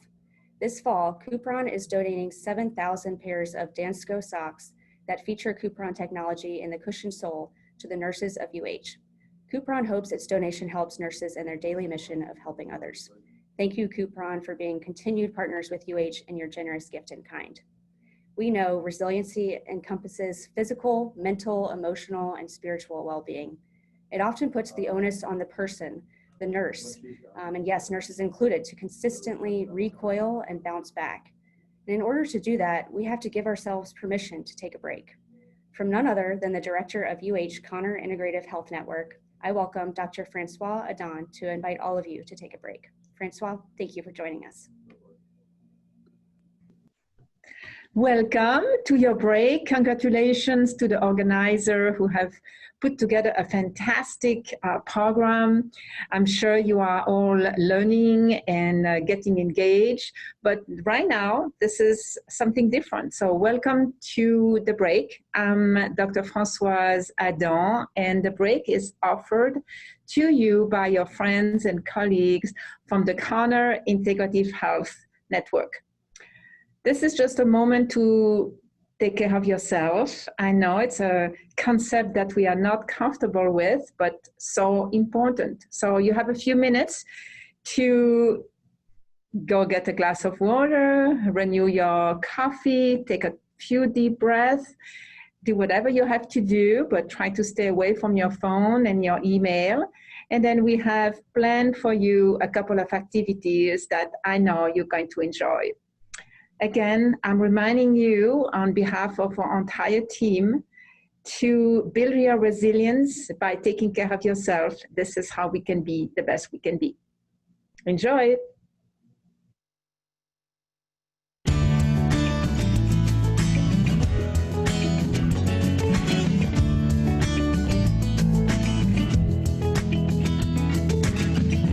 When the world came crashing down, you were there to dig it out. Heard the call to hold the line. With IV poles and fluorescent lights. Like, ooh, how strong do I need to be? Ooh, 'cause I will be your Hercules. I will be your Hercules.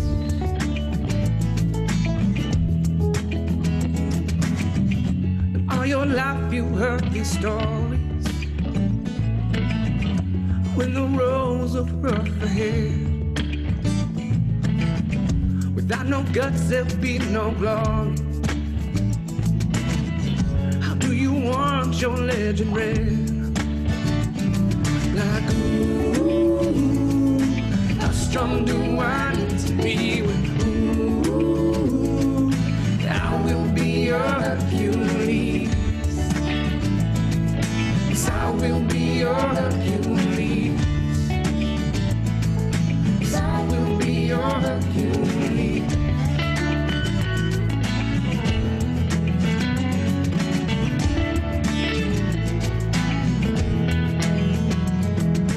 With the courage burning bright, We see hope inside your eyes, guiding with each life you save. Our hearts are held up by the brave, singing, ooh, how strong do I have to be? Ooh, yes, I will be your Mercury. Ooh, how strong do I have to be with? Ooh, yes, I will be your Mercury.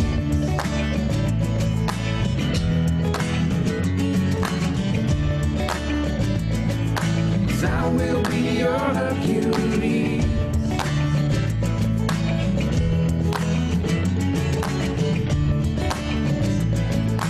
I will be your Hercules.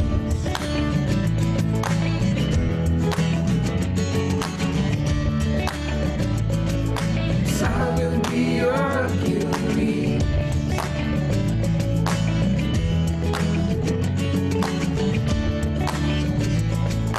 I will be your Hercules.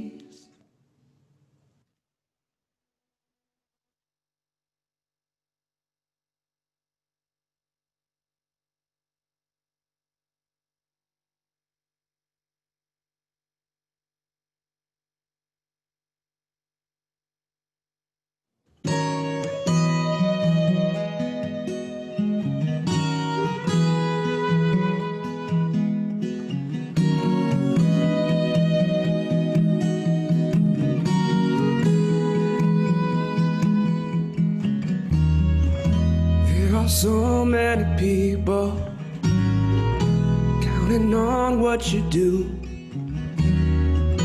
All you heroes are dressed now in scrubs and tennis shoes. In those hospital hallways, protecting those at home.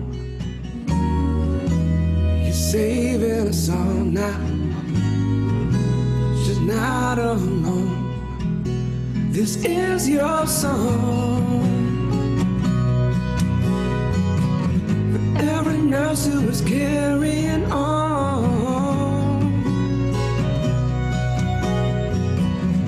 every doctor who's standing strong, to all our friends who are holding on. This is your song.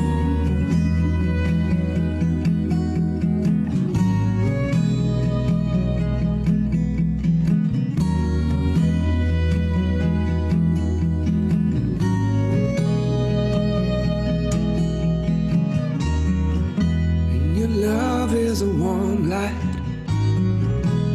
that's holding us in. As these hearts grow darker, the sun will shine again. And we'll always remember who led us to it. This is your song. Every nurse who is carrying on,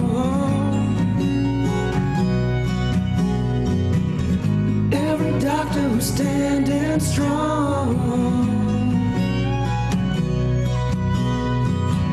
to all our friends who are holding on. This is your song.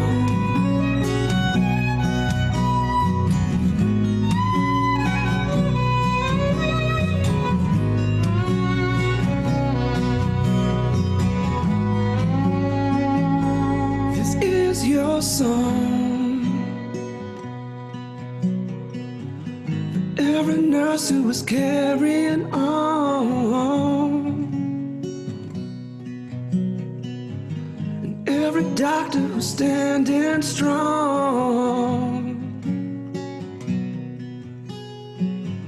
to all the friends who are holding on. This is your song.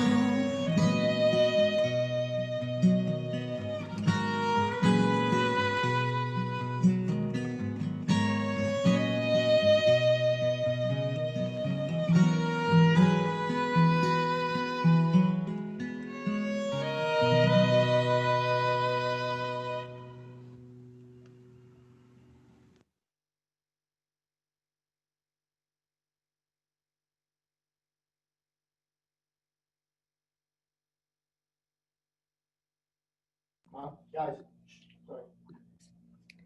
Welcome back. I hope everyone is refreshed and rejuvenated by the break, as well as enjoyed the music from Connor Integrative Health Network.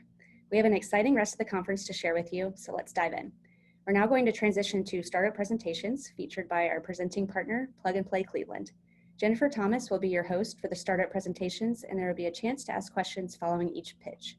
All startups featured today are either nurse-led or nurse-founded, and in many ways, nurse-centered. Each will share a bit about their company as well as their own non-traditional paths to get them to where they are today. So let's get started, Jennifer. Hey, thanks, Brittany. It's my pleasure to be here. So hello, everyone. Good morning, good afternoon, wherever you are. I'm Jennifer Thomas, and I'm Managing Director of Plug and Play Cleveland. And we are so honored to be partnering with University Hospital on this inaugural Nursing Research and Innovation Day. Plug and Play has been partnering with university hospitals for a little over 2 years, helping them discover, access, and bring innovations to healthcare to market faster. And I'm so pleased today to bring you these 3 nurse-led, nurse-centric startups that have been selected by UH to present their amazing innovations and give you a sense of the possibilities in nursing innovation.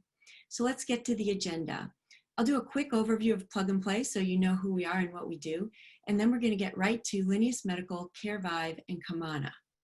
So Plug and Play, we're headquartered in Silicon Valley, the world's largest innovation platform, and we effectively connect startups with the world's largest corporations to help them bring technology and innovation to market faster. We have our office in Cleveland that focuses on healthcare, and we specifically address industry-specific hurdles in health innovation that helps healthcare, as we heard Rebecca say earlier, either improve patient care, improve patient outcomes, or enhance the provider experience. And of course, that includes nurses. We run over 50 accelerator programs annually for startups all over the world. And we do this by scouting, meeting, and evaluating global startups, and then targeting those that address very specific needs to our corporate partners. Our goal is, of course, to help them launch proof of concept or pilot projects with these startups that lay out clearly defined solutions and allow them to test drive innovation. We do this for over 300 industry-leading corporations. And in addition, we invest in over 220 startups per year and are the most active VC in Silicon Valley. So this model allows our partners to have an understanding of trends, direction of their industry, and ultimately a broader picture of the possibilities that exist to grow and enhance their businesses. We have global reach, as I mentioned. We're located across the globe in 35 we're located across the globe, and we have 35 healthcare partners in 6 health-based locations, including Silicon Valley, Cleveland, Munich, Abu Dhabi, Kyoto, and Shanghai. And finally, but most importantly, we serve corporations across 17 industries, so that sometimes hospitals or pharmaceutical companies are searching for a solution in health, and our ventures team may locate that solution in our mobility or IoT sectors. So we are constantly looking and searching for startups and connecting them with our partners, and we have greatly enjoyed working with university hospitals. So let's get right to our presentations today. First up, we have Spencer Jones, and he's founder and CTO of Linneus Medical. Take it away, Spencer. Good afternoon. My name is Spencer Jones. I'm a registered nurse, founder, and chief technology officer at Linneus Medical. So our company's story really did start at the bedside. I was an RN working med-surg at a large inpatient hospital, and my patients were constantly pulling out their IV lines. And the only things I had to deal with this problem were Coban, wrapping wrist to shoulder to keep them from tampering with it, but I couldn't really assess the site, so that wasn't a clinically viable option. And the other option I had was to use bilateral wrist restraints, which wasn't ideal for the patient, not a patient-centric option, and would cause more agitation and stress most of the time. And I thought there had to be a better way. So where I started next was to get things started was looking at the existing patents, and we actually found a patent that had been granted And me and my partner reached out to the gentleman who had patented it and negotiated the purchase of that patent. So immediately after, I applied and was accepted to a medical device accelerator out of Memphis called 0 to 510 that came with $50,000 of initial investment. And that was a 13-week boot camp style, intense entrepreneurial training that gave me the tools that I needed to be able to start and launch this business. We completed the program and I started raising funds. And by December of that same year, we had raised $900K in capital and hired 2 additional people to join the team. And so my advice for any nurse looking into getting into entrepreneurship is utilize the free and available resources around you. There's entrepreneurial support organizations, accelerators, incubators, state programs. There's so many things at your disposal, most of which are free. Utilize them as much as you can. Now back to the problem. So the problem we're solving with our device is IV catheter dislodgement. According to the clinical literature, roughly 11% of peripheral IV catheters dislodge. Now there's over 220 million peripheral IV catheters successfully placed every year in the US. And at a $50 cost to insert every one of those catheters, dislodgement ends up costing the US healthcare system roughly $1.2 billion annually. So it's a huge cost on the US healthcare system. Our solution is SafeBreak Vascular. It's a first of its kind dislodgement prevention device. It comes fully assembled like you see here and goes in the patient's IV line in between their long IV tubing from the pump and their vascular access device. It creates a sealed liquid connection, but then prior to a damaging level of tension, the device separates and seals on both sides. You can see here how there's tension being applied. Picture 2, dressing is tenting, and then in picture 3, the device is separated and sealed on both sides. Dressing is still clean, dry, and intact. So by creating that necessary separation, SafeBreak prevents the premature dislodgement of the IV access device. And in doing so, it reduces patient needle sticks and less pain for the patient. It reduces accidental staph needle sticks. Fewer patients become venous depleted and end up having to upgrade to a larger, more invasive access device like a PICC line or a central line. It also can help prevent delayed or missed procedures. It's less stressful for the patients and the nurse. And we give nurses their time back. So each time you have to replace an IV catheter, as a nurse, you probably know, it takes about 45 minutes of your time, give or take. And so replacing a SafeBreak only takes about 2 minutes. So that's a lot of time savings and a lot of stress that you don't have to deal with. So Vance Clement leads our team as our CEO. He has over 25 years of medical device experience working for companies like Smith & Nephew and Mako Surgical in the orthopedic space. Myself, I worked as a CNA, an LPN, and then an RN and inpatient, and founded the company in 2015. Will Armstrong, our VP of Engineering, worked at Medtronic for over 20 years in product development and leads all of our project management and regulatory testing efforts. So we have an ongoing clinical study right now going on at Hartford Hospital, which is one of the top 50 largest hospitals in the nation, Hartford Healthcare. When the study concludes, we're going to have 332 patients total enrolled. We're about a third of the way through the study, and we're really excited with what we're seeing so far. We started it in July, and we can't wait to get the final results from that study. We are a Class 2 de novo device from a regulatory and FDA perspective. We're currently under review at the FDA, and we're expecting clearance January 2021. We have 2 issued utility patents on the device, 1 pending utility patent on the device, and 1 issued design patent. Where are we going? So we're looking forward to completing the clinical trial at Hartford. As soon as we can complete that, we'll respond to the FDA and hopefully get clearance in January. Immediately after that, we're going to begin our product launch. Involved with that is just managing independent distributor network and growing sales, helping them onboard new accounts and managing education of those new accounts. And our end goal is to make SafeBreak Vascular the standard of care for all IV access devices and help out a lot of patients and nurses. So thank you for your time, and I look forward to taking some questions from you guys. Great. Thanks, Spencer. That was awesome. You're live, right? Yes, ma'am. Can you hear me? Great. Thanks. We have a couple of questions for you. So do you have an upcoming funding round? We do. So we're actually kind of in the process of starting that fundraising round. We're raising $1.25 million. It's a priced equity round. Technically, it's our Series B. So yes, if there's any people on the line that are interested in investing, please reach out. We'd love to talk to you about it. Great. And what happens after you get FDA clearance, which you expect January 2021? How does that change for you?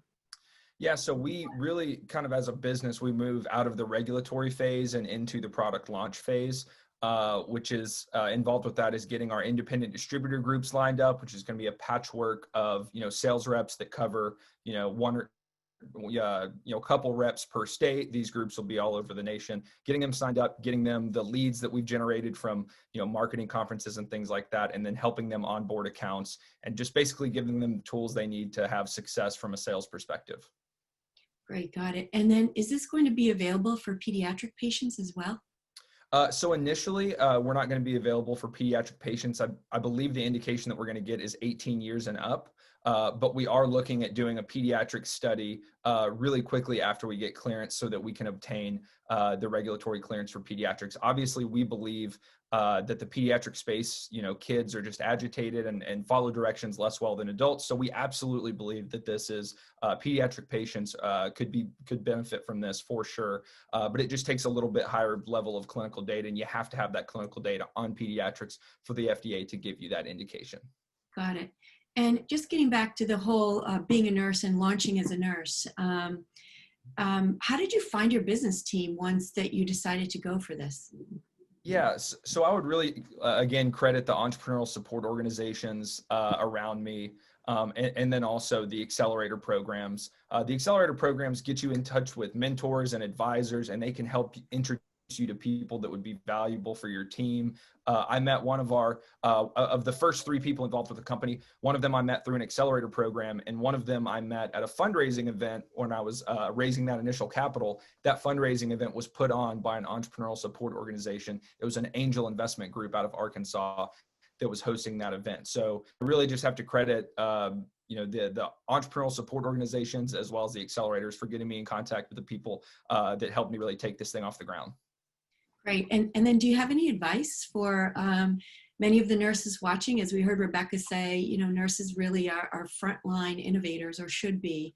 Is that the sense you had when you started this, or were you just trying to solve one problem? Yeah, I loved the statistic. It was about the number of workarounds and kind of the innovative processes that nurses take. I absolutely love that statistic from one of the first speakers.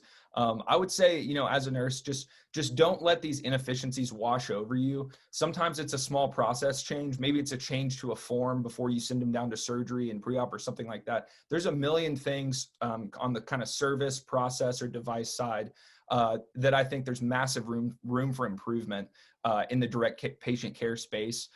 So just whether it's journaling it or just talking to your colleagues, your nurse managers, the innovation team, like they mentioned, just kind of be cognizant and don't let these inefficiencies wash over you. Kind of look and think strategically and say, is there a way I can solve this? Maybe, like I said, it's just a change to a form. Maybe it's a change to a process, or maybe there's an actual device that you could innovate on and collaborate with an innovation team to really improve patient care. So I would just say keep an open mind, and nurses are always critically thinking and problem solving. So just kind of keep that attitude and don't let these inefficiencies wash over you. See what you can do and ideas you can generate with you and your colleagues to create a solution to help patients and obviously and ultimately help yourself as a nurse. True.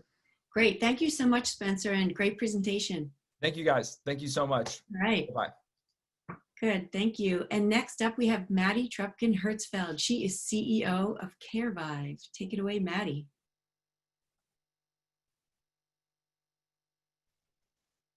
Hi, everybody. My name is Maddie Hertzfeld, and I am one of the co-founders and the CEO here at CareVive.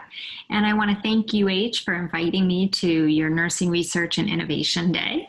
It's an honor to be here virtually.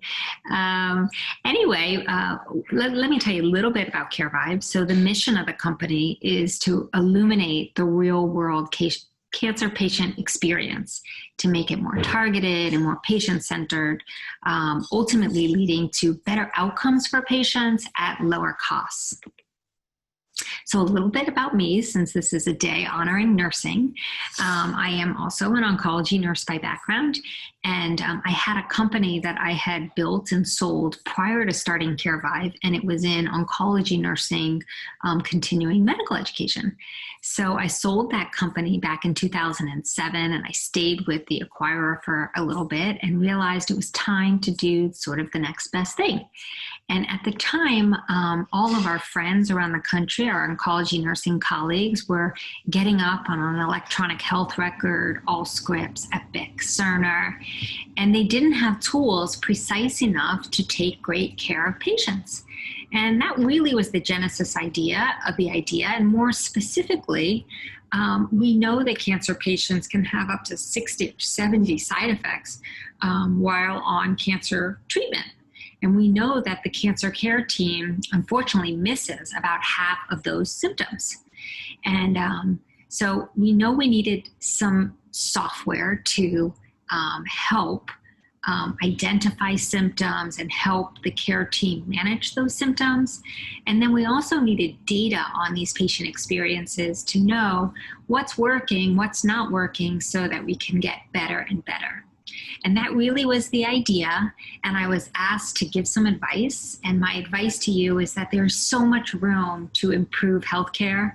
So don't wait for opportunities to come your way. If you find a need that needs to be solved, go after it. Don't wait for an opportunity to come to you. So a little bit about what the company does. We are what's called a two-sided business, where we sell two different products to two different markets. And on the software side, we sell care management and patient engagement technology that integrates into the electronic health record. We have 26 health system customers today, including UH. And a health system will buy us either to meet accreditation standards or to participate in value-based care programs that are sponsored by commercial payers or Medicare. And about a year ago, we realized that we had enough volume, enough health systems, and enough patients to start aggregating meaningful data. And so we developed a program called CareVive Opt-in, where we work with our health systems and their clinician investigators. You all contribute your de-identified data into these databases, where our team analyzes them, and then we work with all of our investigators to provide insights about what the data are telling us about what's the patient experience and how can we make that patient experience better. So not only do we syndicate that data and license that data and our reports, our analytic reports that go with it, but we also do some what's called bespoke research or some custom research with life science companies, where you're using our provider network and our technology for very specific purposes, maybe a clinical trial, or to help improve a pharmaceutical company's drugs, the use in the market. So that's a little bit about CareVive, where we're heading. Again, two different businesses. So on the care management side and as a software, we want the data to continuously improve how cancer practice or cancer care is delivered. And as a data analytic company, we want our data to inform cancer clinical guidelines and treatment pathways, getting to better and better treatments for patients, and also to be used for clinical trials so that you can bring critically needed cancer treatments to market faster and more cost effectively. And finally, to optimize drug pricing and payer reimbursement models so that at the end of the day, we can make treating cancer financially viable. So not only is our vision to make treatment more financially viable, but it's also to reshape the way cancer care is delivered, to make it better, to help the care teams be more proactive in managing their cancer patients. And we're just so excited about the future. Our values, I always start with my mission and end with our vision and our values. And our values are passion, innovation, collaboration, and knowledge. And I think those things are really core to success. So anyway, it's my pleasure to present to you today, and would be thrilled to support any of my nursing colleagues any way I can. Please feel free to reach out to me, and best of luck. Thank you so much. Thank you, Maddie. That was great. Good to have you here today. How are you? Good. Thanks so much for having me. Good. Our pleasure. So first question is the same one that I gave to Spencer. Are you guys raising right now? So we did. So we're actually far along. We started the company in 2013. Right. We raised some friends and family money when we first got started. We created a beta product. And then a few years later, Medicare came out with the first value-based program in oncology. And we were able to raise some institutional capital. And Cerner Corporation came in as an investor. And we were able to launch our platform as a value-based platform. And we were super successful with that. We brought on a number of OCM customers. And I think, as I said in my presentation, as we got to scale 26 health systems and realized, hey, we're probably sitting on some pretty important data. Let's build a back-end data analytics offering. We started what's called a Series C raise, and that was for $10 million. We raised $7.5 million of that already through Philips Healthcare and Debbio Farm. And so there's about $2.5 million more left to raise. All right, awesome, great. Well, I have to tell you, I was astonished when you said there were 60 to 70 side effects from cancer therapy. And I'm just wondering, do you have, what is one of the biggest findings or insights that you've come up with so far for the cancer patient experience? I think it's just that. I think this transformation from getting to, what's critical is realizing how reactive the care teams are set up to be in managing cancer patient symptoms, and just how much better we could do if we were more proactive when symptoms were mild and we caught them early, how much better we could do in treating patients. And there's been meta-analyses of data that show that when you do use patient-reported outcomes and you are proactive in surveillance, all the curves go in the right direction. Got it, awesome. And then you had mentioned that you'd be happy to have nurses reach out to you, so I hope they do. At this point, you're a two-time entrepreneur. And so given that, you've been through quite a few companies, the question is, how do you stay current on what's actually happening on the floor, for example?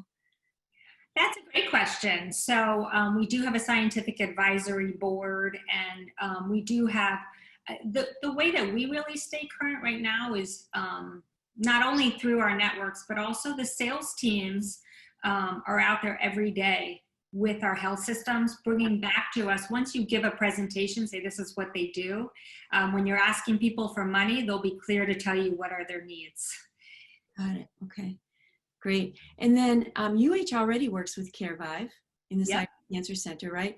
The question is, how can nurses find that existing solutions in the market champion their adoption at their own health system? Just reach out to us. So yeah, go to our website, carevive.com, and request a demo, or there's a form to fill out, and we'd love to talk to you about some of your needs. Great, awesome. And then in terms of the opt-in, I was interested to know insights, like what are you, like you're starting to collect data, which is really one of the most challenging aspects of any digital solution. What are you seeing in the insights? Well, it's a good question. We're just starting. So we just finished a beta test, and University of Alabama is a huge champion and partner of ours, and they did some beta testing around our remote surveillance, and we've gotten our first contracts. We're starting with breast, lung, multiple myeloma, ovarian, and AML, building these databases, and in fourth quarter, we'll get our first readouts. So stay tuned. Okay, we will. Thank you. Well, Maddie, it was so nice to have you today, and great presentation. Thank you so much for having me. And please, any nurses out there, take me up on my offer. If there's anything I could do to help bring out the entrepreneurial spirit, I'd love to. Great. I hope you get inundated. Me too. Thanks so much. You're welcome. All right. Next up, we have John Modica, who's co-founder of Kamana. Take it away, John. John Modica here, one of the co-founders of Kamana. I'm also a nurse, more specifically, a traveling ER nurse. So what am I doing sitting here as a co-founder of a technology company? Great question. So it started here with this, what this picture represents.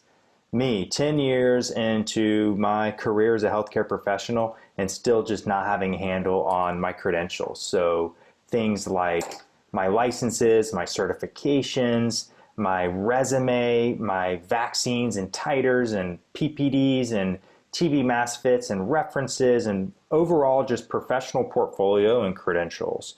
And in the travel healthcare space, you're constantly having to share this information with recruiters for your next contract.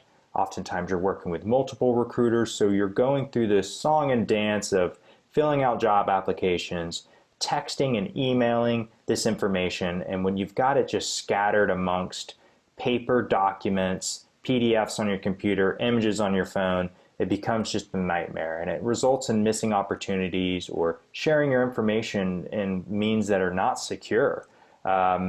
So started asking other travelers, they're having the same problem and they don't have a solution. We started looking at the market and really just see this technology deficit in the travel healthcare space around how credentials are shared. So we started Kamana, and what Kamana offers is just an easier way to track, store, manage, and share credentials related to nursing and allied healthcare professionals. So two-sided platform, and to show you the first side here, so traveling healthcare professionals like nurses and there's LPNs and physical therapists and radiology techs, they can go to kamanahealth.com and they can create this free Kamana profile. And it's really theirs to use how they want, but it becomes a digital wallet where they're uploading different licenses they have, certifications, the expiration dates are tracked, so they're getting reminders 60 days out. They'll get a quick text message that lets them know that BLS is expiring or that flu vaccination. They can upload stuff like their work history here and track that like a living resume as they advance along in their career. References, medical records, HR data, a lot of the stuff that's required on job applications when you're looking for your next contract. And what this gives them is not only just a centralized place to house this stuff, but it gives them a really, really slick way to share it when somebody may need it. And that person could be a recruiter with a great job opportunity, or it could be someone up in HR at the hospital you work at, or an educator for your BSM program. Whoever needs this information, you can share it with them right here from the platform. And what you're doing is you're creating a unique link for that individual, and you can email them that link right here from the platform, so when they click it, they can see your profile, and it gives them a snapshot of who you are as a healthcare professional. They can access your documents if you grant them that access. So this becomes the way that we're also sharing this information with these folks. Again, so we're not texting and emailing our medical records and our sensitive HR data.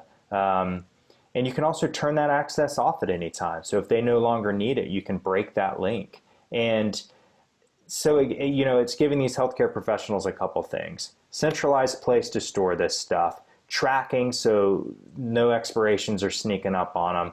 A very professional, streamlined, efficient, and secure way to share it with those that need it. And it's free. It's free for the nurse. It's free for the recruiter or whoever they share it with. And the reason why is because we have this other platform, or this other side of the platform rather. So healthcare staffing agencies use Kamana as a software, as a subscription, and they're using this for all things credentialing. So as they have new applicants come to apply with them, they're giving them a nice mobile-friendly way to onboard and apply for their healthcare staffing agency. And with that, the agency is then able to track and store all the documents with these individuals. They know that those folks are getting reminders on when things are expiring, and it also gives them a way to share it with their employers as needed, or with the hospitals they're staffing for as needed. So that's the revenue generating side of the Kamana, which is great because it allows us to offer the digital wallet to the market for free. And it's been super exciting. We've got around 7,000 healthcare professionals that have signed up, most of them in the travel healthcare space. And we've got around 50 employers that are paying to use Kamana as their credential management platform. But what's most exciting is conversations with hospitals and universities around issues they're having with credentialing and other opportunities there that we're excited to explore. But at the end of the day, it's been a very exciting adventure for an ER nurse, and I would recommend any other nurse out there, don't shy away from the entrepreneurial route, because you're already a great problem solver. You already know how to triage and prioritize. You already know how to operate on limited resources and work long 12-hour days. You're pretty much already a startup founder. So get after it, and thanks for having me. Happy to answer any questions. Thank you, John. That was great. Thanks for joining us today. Yeah, absolutely. I love that last statement. You're pretty much already an entrepreneur. And so let's get into a couple of questions. So you started this off as a travel nurse. You saw the need, but it seems like the market for this is huge, and not just nursing. How do you define the addressable market, or how big do you think this could be? Yeah, definitely. So we obviously, when we first looked at it, we're excited about all verticals, but I think as we got into it, we saw the importance of focusing on one market and getting it right and getting feedback and iterating. But as we look at other options, other opportunities, it just starts with conversations with the director of nursing at a hospital or the dean of nursing at a university, and just interviewing them, hearing those pain points, hearing a lot of similarities, and then starting to brainstorm with them and establishing partners to leverage the technology and bring it into other markets. So definitely hyper-focused on the travel space, or at least we have been these last 2 years, but starting to have these conversations and look at other opportunities. And is it right now just nurses, or it seems like, doctors, technicians, anybody else could also use it? Yeah, good question. So we started with just RNs, then we got into LPNs. That way we could focus on pick lists that are specific to all the licenses and certs that we would have in those professions. And then we moved into the allied roles, so PT, OT, speech language pathologists, rad techs. So really it's nursing and allied, and is not in that advanced level practitioner space. Okay. Great, excellent. This question came in that said, how do you secure people's information? Yeah, great question. So our CTO, Kier, he's very security conscientious. He was building software for hospitals and followed HIPAA guidelines. So we're bringing that same encryption into Kamana. And as a nurse who's actually had my security or my data breached by emailing these sensitive data points, it's very important to the core of this company. So everything is encrypted at rest and in transit, and very security conscientious. And then another kind of follow-on question to that was how the app is actually unique and customized for medical community or medical use. Yeah, so, we saw in the market, there's other tools out there that are just industry agnostic for, just workers to store credentials and share them. So we saw the need, as we know in healthcare, credentialing is so much more robust than other industries. So we saw the need for a healthcare specific technology, not just for capturing all those data points, but also giving a better user experience for nurses and allied healthcare professionals. I think, we deserve something that's built for us. Got it, great. And then when did you start the company?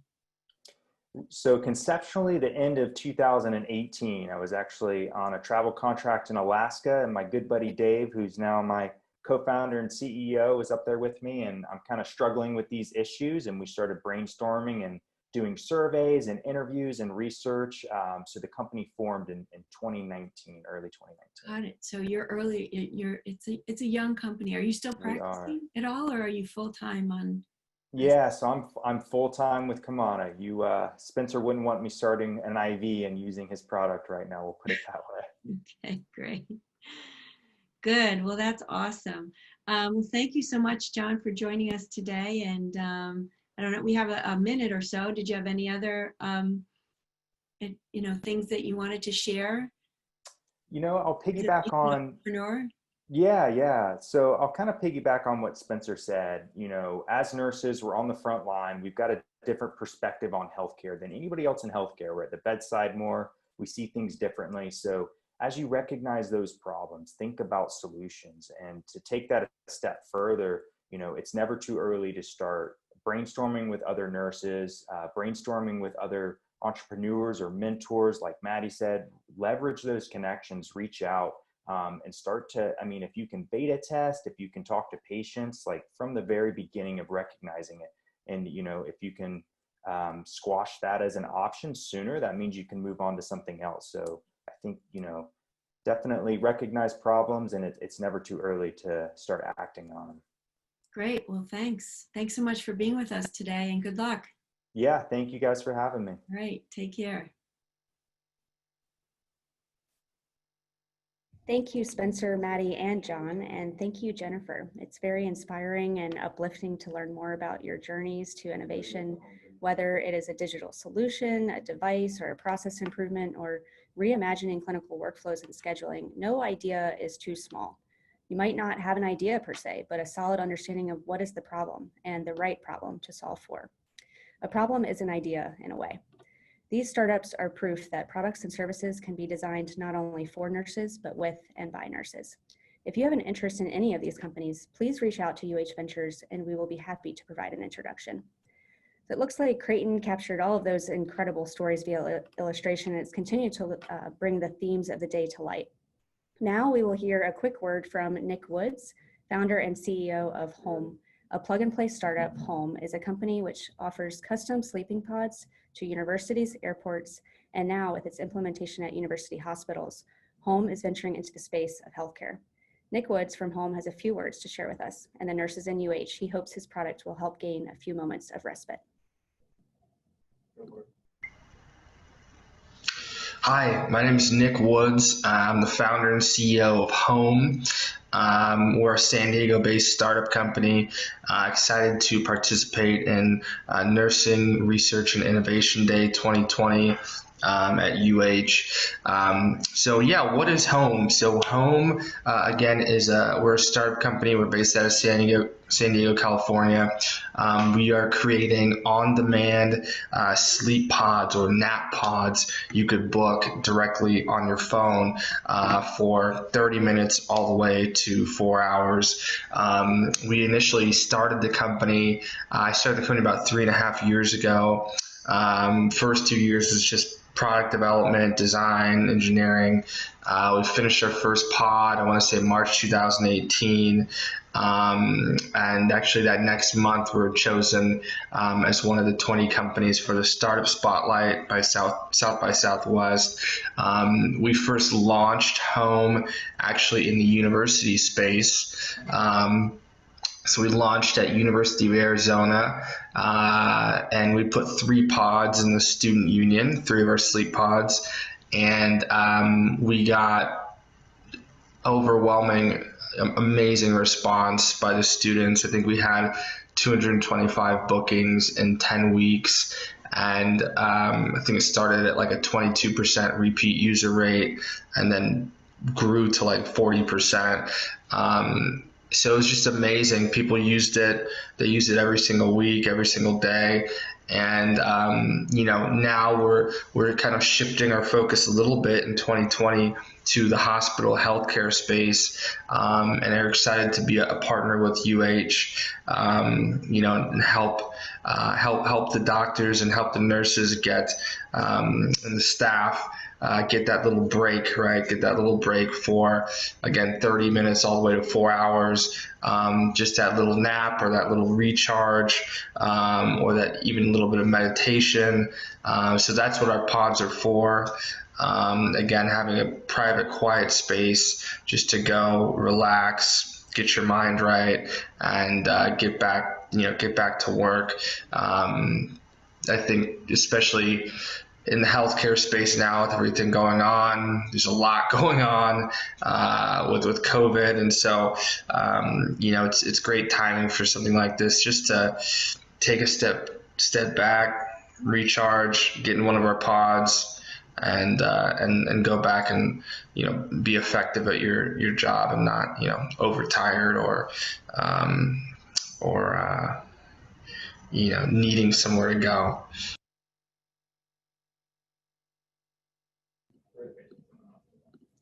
Thanks, Nick. I know we're all anxious to check out the pods at UH, our next long shift or our next long layover. We are thankful for your and Home's continued partnership.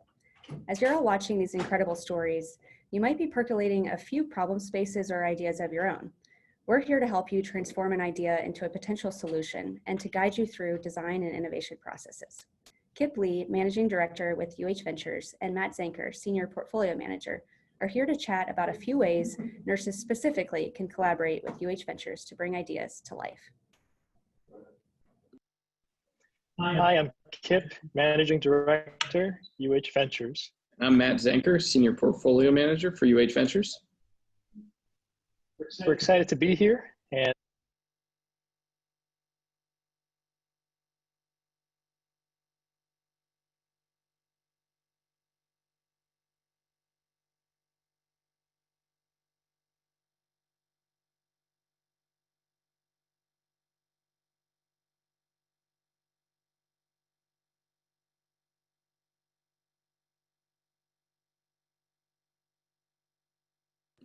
You're good.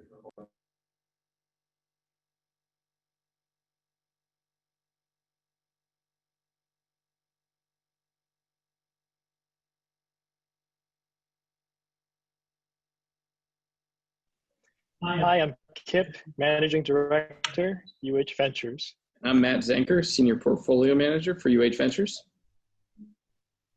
We're excited to be here and be a part of this very exciting Nursing Research and Innovation Day. I want to share with you real quick a little bit about our team and ways that we think we can help.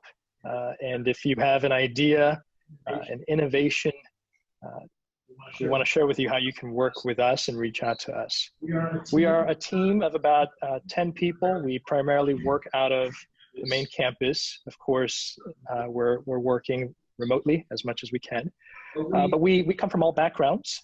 Some of us are from the hospitality industry, others from finance, product development, marketing and communication. And in many cases, we like to bring an outside perspective as we work with our caregivers to further enhance your ideas. Matt, why don't we do a little role playing? I'll pretend that I'm a caregiver, a nurse, and I have an idea. Tell me, how can I engage with you as a representative of the Ventures team? What can I do? Sure. So I'll start by, first demystifying what an idea is. Many assume that it might be something that's already baked and ready to be activated and potentially commercialized. But really, we want to see all kinds of ideas in all kinds of stages. It might still just be in the problem stage.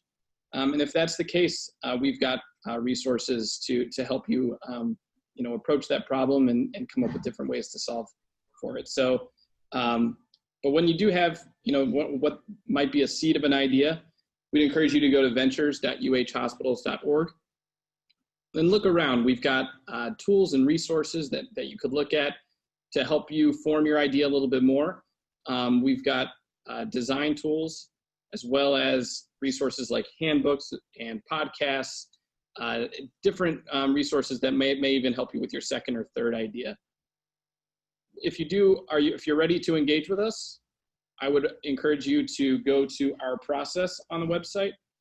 There's a menu item called Our Process. Go to Submit My Innovation, and then just tell us who you are. And then you'll have a couple of options. There's one that's an invention disclosure form. If this is something that you want to actually invent, and it's something more akin to a medical device or a health IT technology, go through the invention disclosure form.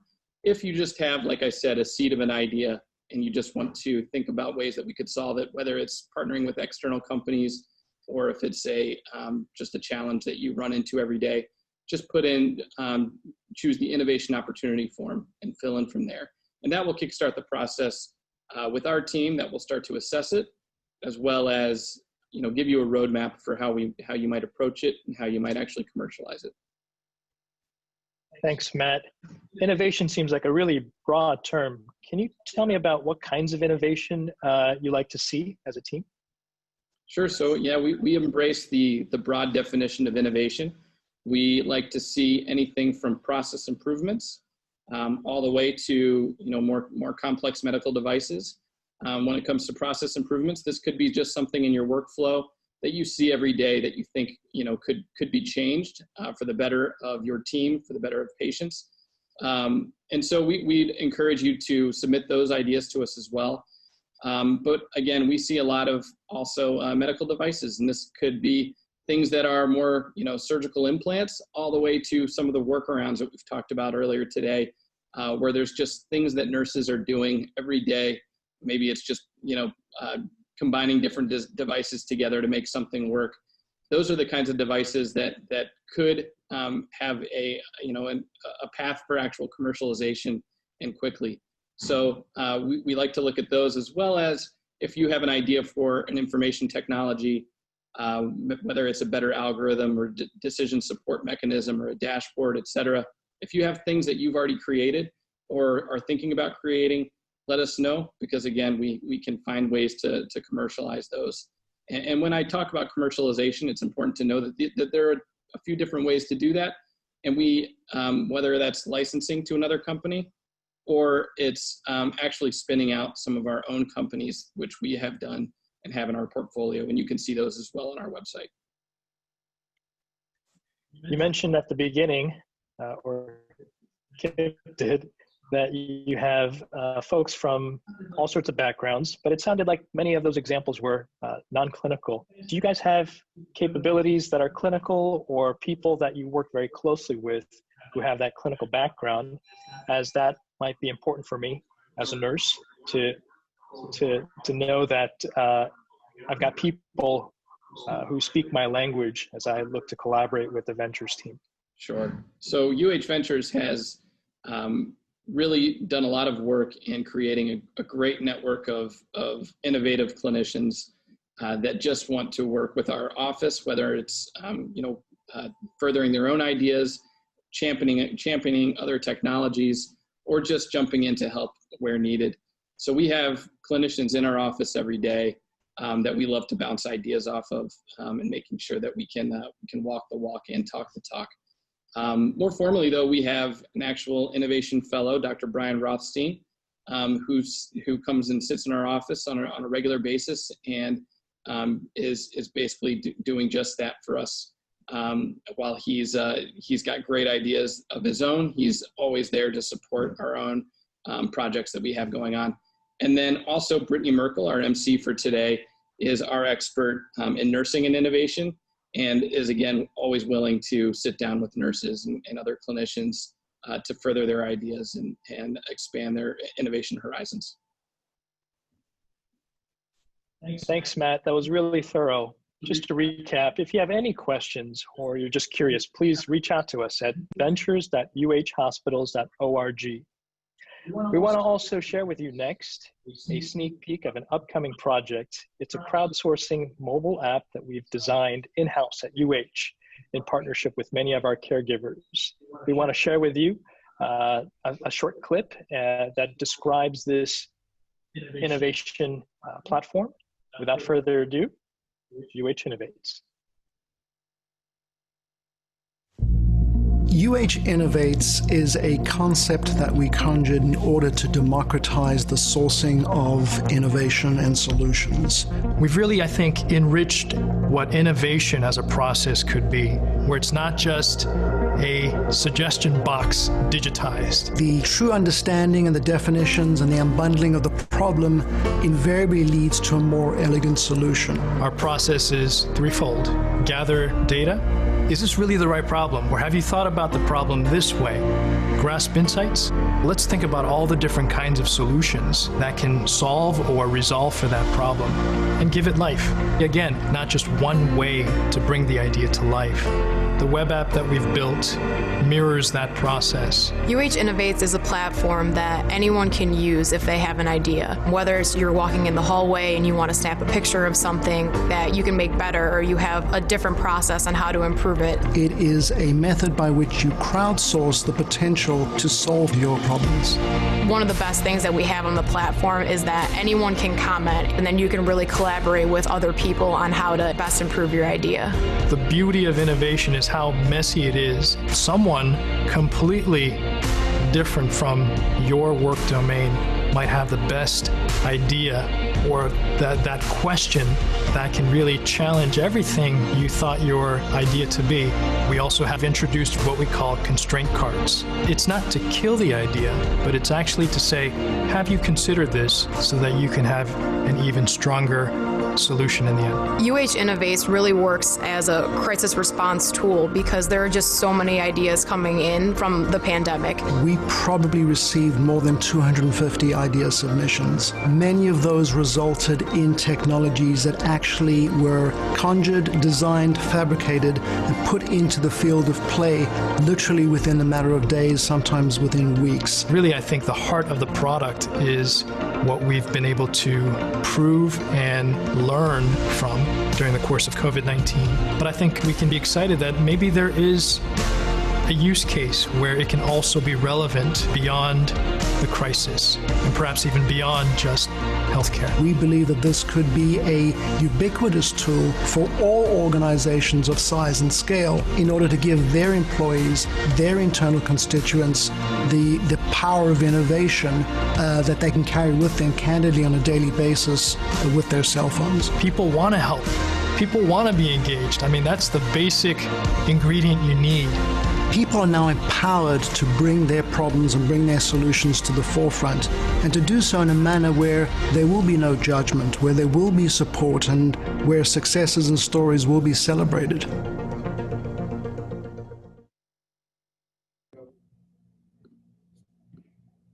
Thanks, Kip and Matt. As you can see, our Venture Suite sits right in the heart of Cleveland Medical Center, codes, fire drills, and all. Thank you also for sharing more about UH Innovates. I know with the launch of Innovates, there'll be a lot of problem to solution scaling that will make a huge difference for nursing and all departments within our system.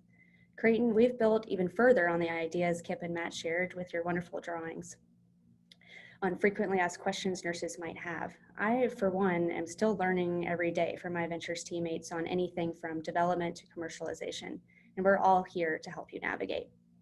And now, to tie all of the themes of today together, and to share about the synergy of the left and the right brain to bring rigor to curiosity, I'd like to welcome our closing keynote, Dr. Michael Ackerman. A tech-savvy family man, just a hop and skip down the road to Columbus, Mike is the Ohio State University's Director of Master of Healthcare Innovation Program. From staff nurse, nurse manager, clinical nurse specialist, nurse practitioner, to Senior Director of Nursing, amongst 50 plus publications, Mike has demonstrated a passion for critical care, research, and innovation. He is a disruptive innovator, a skilled clinician, an avid researcher, a motivational speaker, and a caring leader. I am honored to introduce you all today to Dr. Michael Ackerman. Well, good morning, everybody. Thank you, Brittany. That was a wonderful intro. I've been here since 8, and I have to say I'm just in awe of what I heard. And I think my presentation is over. I'm just going to say, yeah, whatever they said, because really this day has touched on absolutely everything. But I do have about a half hour, so I think I'll take the time. I'm going to share my my PowerPoint with you. What I have to say is a little disruptive, and it's on purpose, and I'm not going to apologize for that. I think some of the things I say will be in sync with what's been said. Some of the other things might be a little bit different than what was said. Just let me go back. I'm sorry. Okay, so curiosity with rigor, synergy of the left-right brain. Some of you are thinking, what the heck is that about?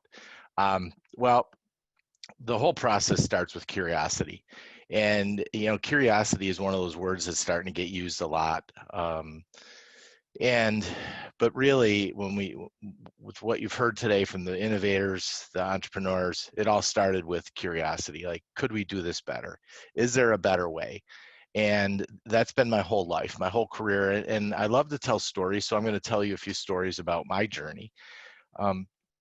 But really, when we talk about innovation, we also have to talk about the rigor that goes with innovation, which is the research that goes with it. And this day has really brought these two things together. What we have, though, oftentimes is the researchers on the one side, and they're doing their clinical trials, and they're doing their RCTs, and they're going for their NIH funding, and they're going, and it usually takes them between 10 to 15 years to get anything, any idea they had into practice. 15 years, it's too long, unacceptable. So the innovators look at the researchers and they say, what takes you so long? We can't wait this long. If you look at what's happened with COVID, there's so much innovation. We don't know what works. We're trying new stuff every day. We're trying 3 ventilators on 1 pump. We're trying different types of masks. We're trying to disinfect masks that were only for single use. Okay, so the innovators look at the researchers and they say, it's not working. Okay, hold on 1 second. Oh, change display. Yep, hold on. Sorry. Okay, is that better? So the researchers are doing their thing, and the innovators looking at it and saying it takes too long. On the other hand, you got the researchers on this side looking at the innovators and say they just sit around every day and make stuff up. You know, there's no data, there's nothing to support it. And I'm here to say, well, that's wrong. That's absolutely wrong. And so I'm going to kind of draw these two things together. Okay, so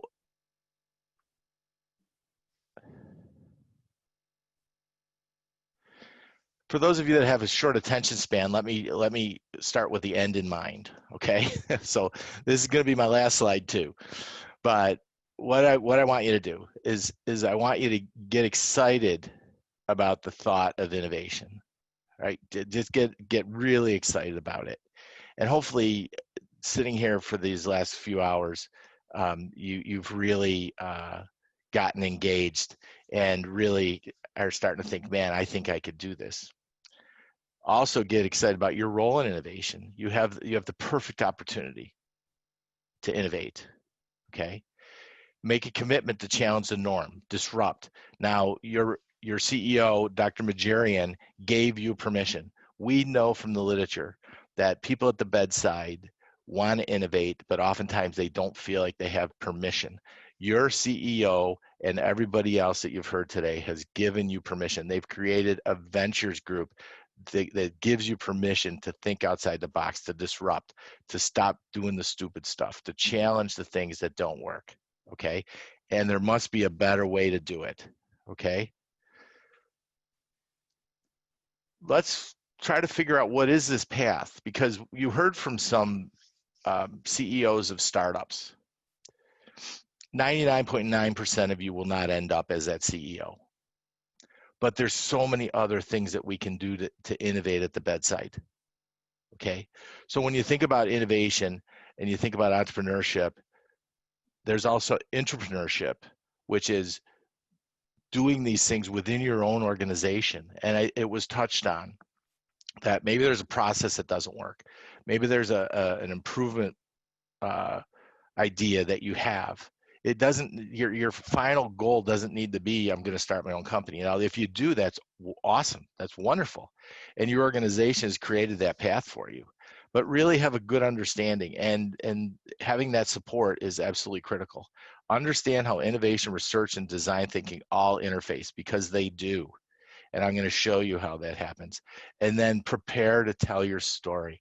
Stories are the most, and any VC or any angel or any person that listens to these stories will tell you the story is extremely important. Okay, so hold on. All right, sorry. All right, so next. So this is this collide between the left brain, okay, which is our more structured research brain, and our right brain, the innovation brain, which is the more creative side of things. And these two have to meld. But oftentimes there's a struggle. And I can tell you at Ohio State, where I live, there's a struggle every day between the researchers and the innovators. And we had a co-design session where we brought in Liz Sanders, who's one of the world-renowned co-designers who's on our design faculty. And we talked about how do we bring these two closer, because they need to be close. So this is how we define innovation. We just launched a new Center of Healthcare Innovation and Wellness. You can use it as both a noun and a verb. And what does that mean? Well, that means, it could be a noun, it could be a thing. Your innovation could be a thing. It could be a product. It could be a new way of doing something. Or it could be a verb. It could be doing the same thing innovatively. So it's a noun and a verb. Innovation fills the gap between what's known and what's needed. And we published this a couple summers ago. We came up with the term innovation-based practice as opposed to evidence-based practice, because not everything we do has evidence to support it. So innovation fills that gap between what we know and what we need, okay? And every day you go in and you say, okay, here's what we have, here's what we know, but here's what we need. And if it's not there, what do? We fill that space with innovation. Innovation produces a product, positive change, or outcome by maximizing existing or adding value, okay? So this is the slide that kind of brings these two things together. So when you look at research and EBP on the one side, okay, and you've got design and innovation on the other. So we got the past and the future coming together, and we really have to figure out how to bring these things together.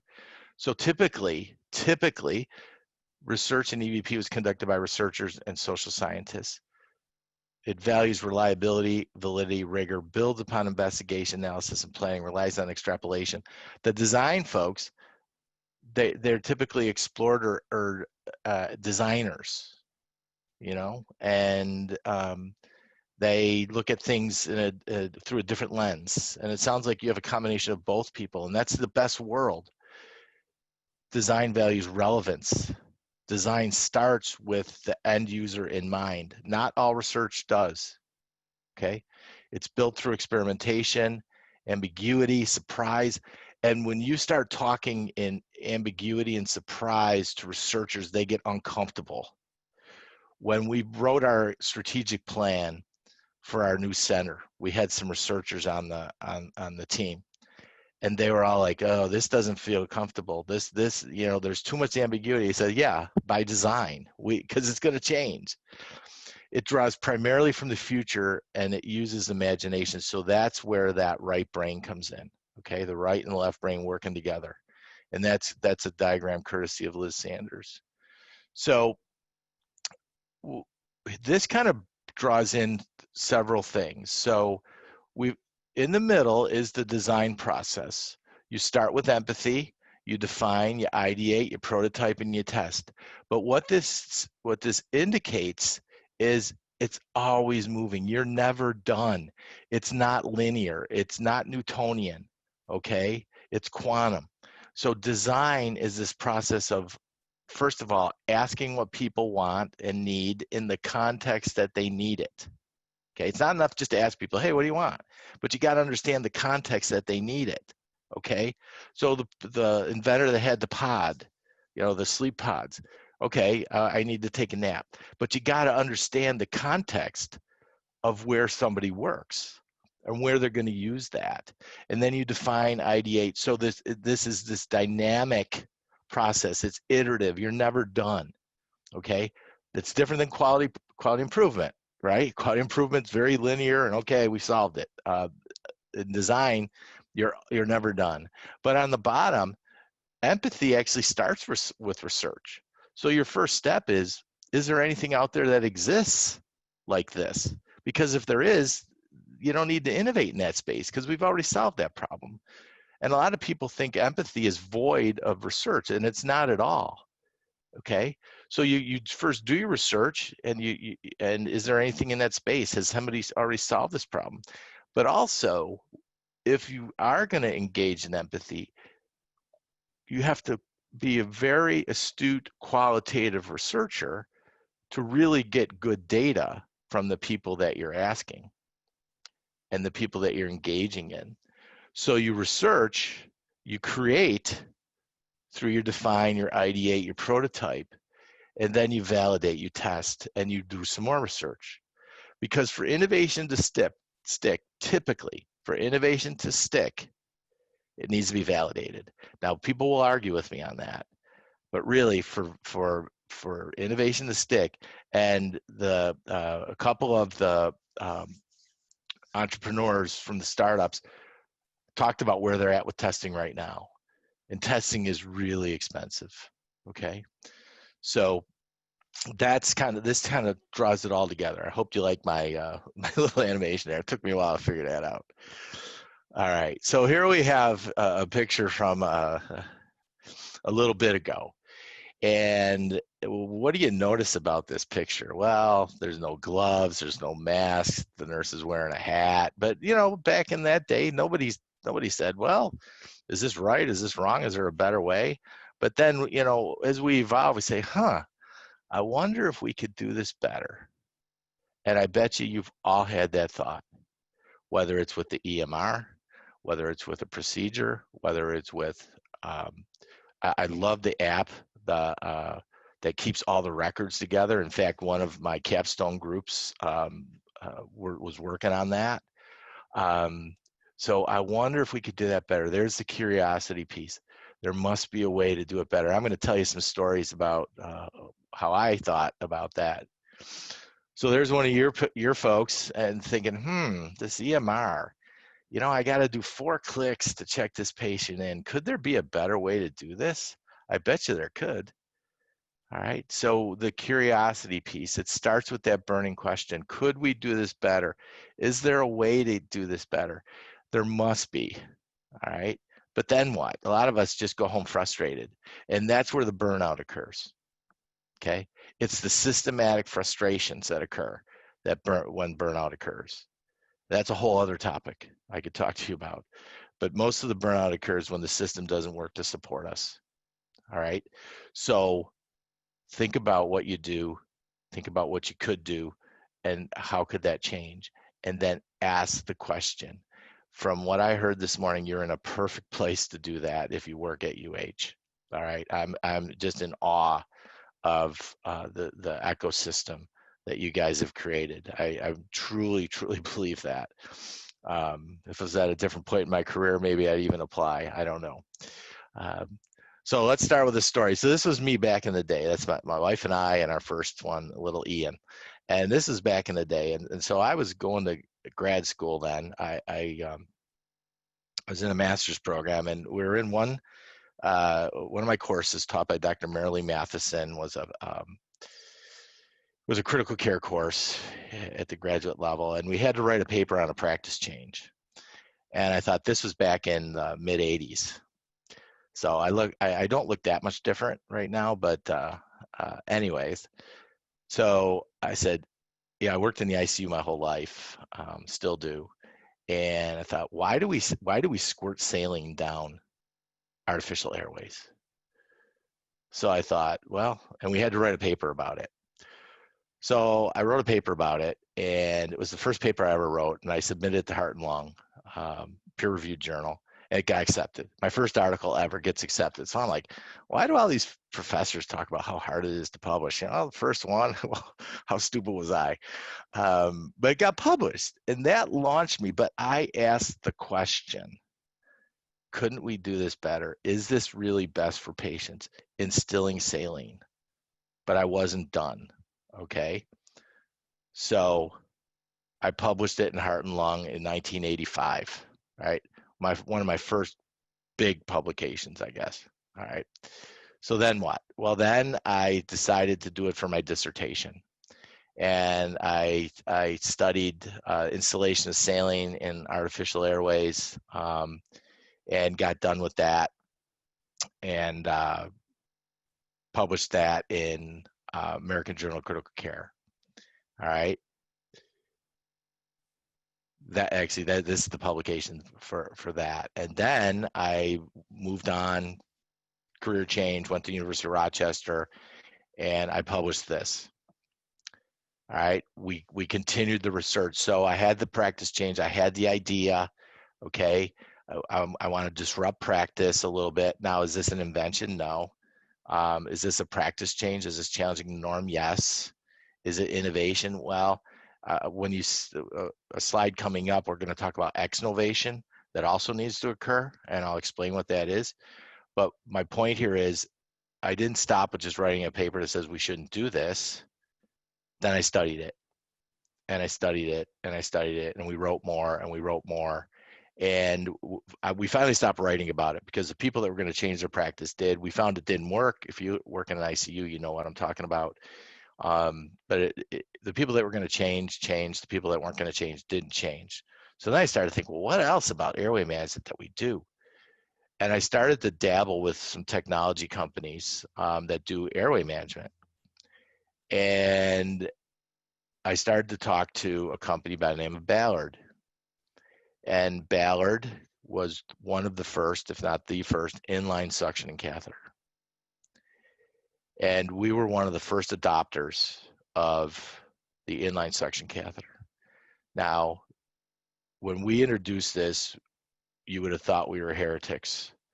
I had to have somebody go out and start my car just in case somebody booby trapped it, because we took away the red rubber catheter and people couldn't hear the gush and the sucking, and they didn't trust this device. So we studied this, and we found that yes, it's equally as effective. You get just as much secretion, but the company wouldn't support us, so we didn't have a very large database to draw from. But you go into an ICU now and take away inline suctioning, and you'll be you'll be mobbed. So this was just a continuation of that first question of how do we manage an airway. So now my latest thing is, do we suction going in or going out? All right.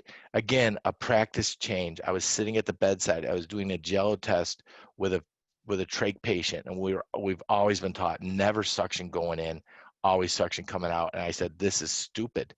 I give patients jello, they cough on it, I suction going down, I push that jello all the way down. So this is my next thing. So this is my story, and this is how you start with a small little question, and it grows and it grows and it grows. Did I form a company? No. Did I change practice? Yes. Okay. A little bit of innovation, a little bit of disruption, and a little bit of exnovation, which I'll talk about in just a minute. Okay. So now what do I do? So you've got this idea, and you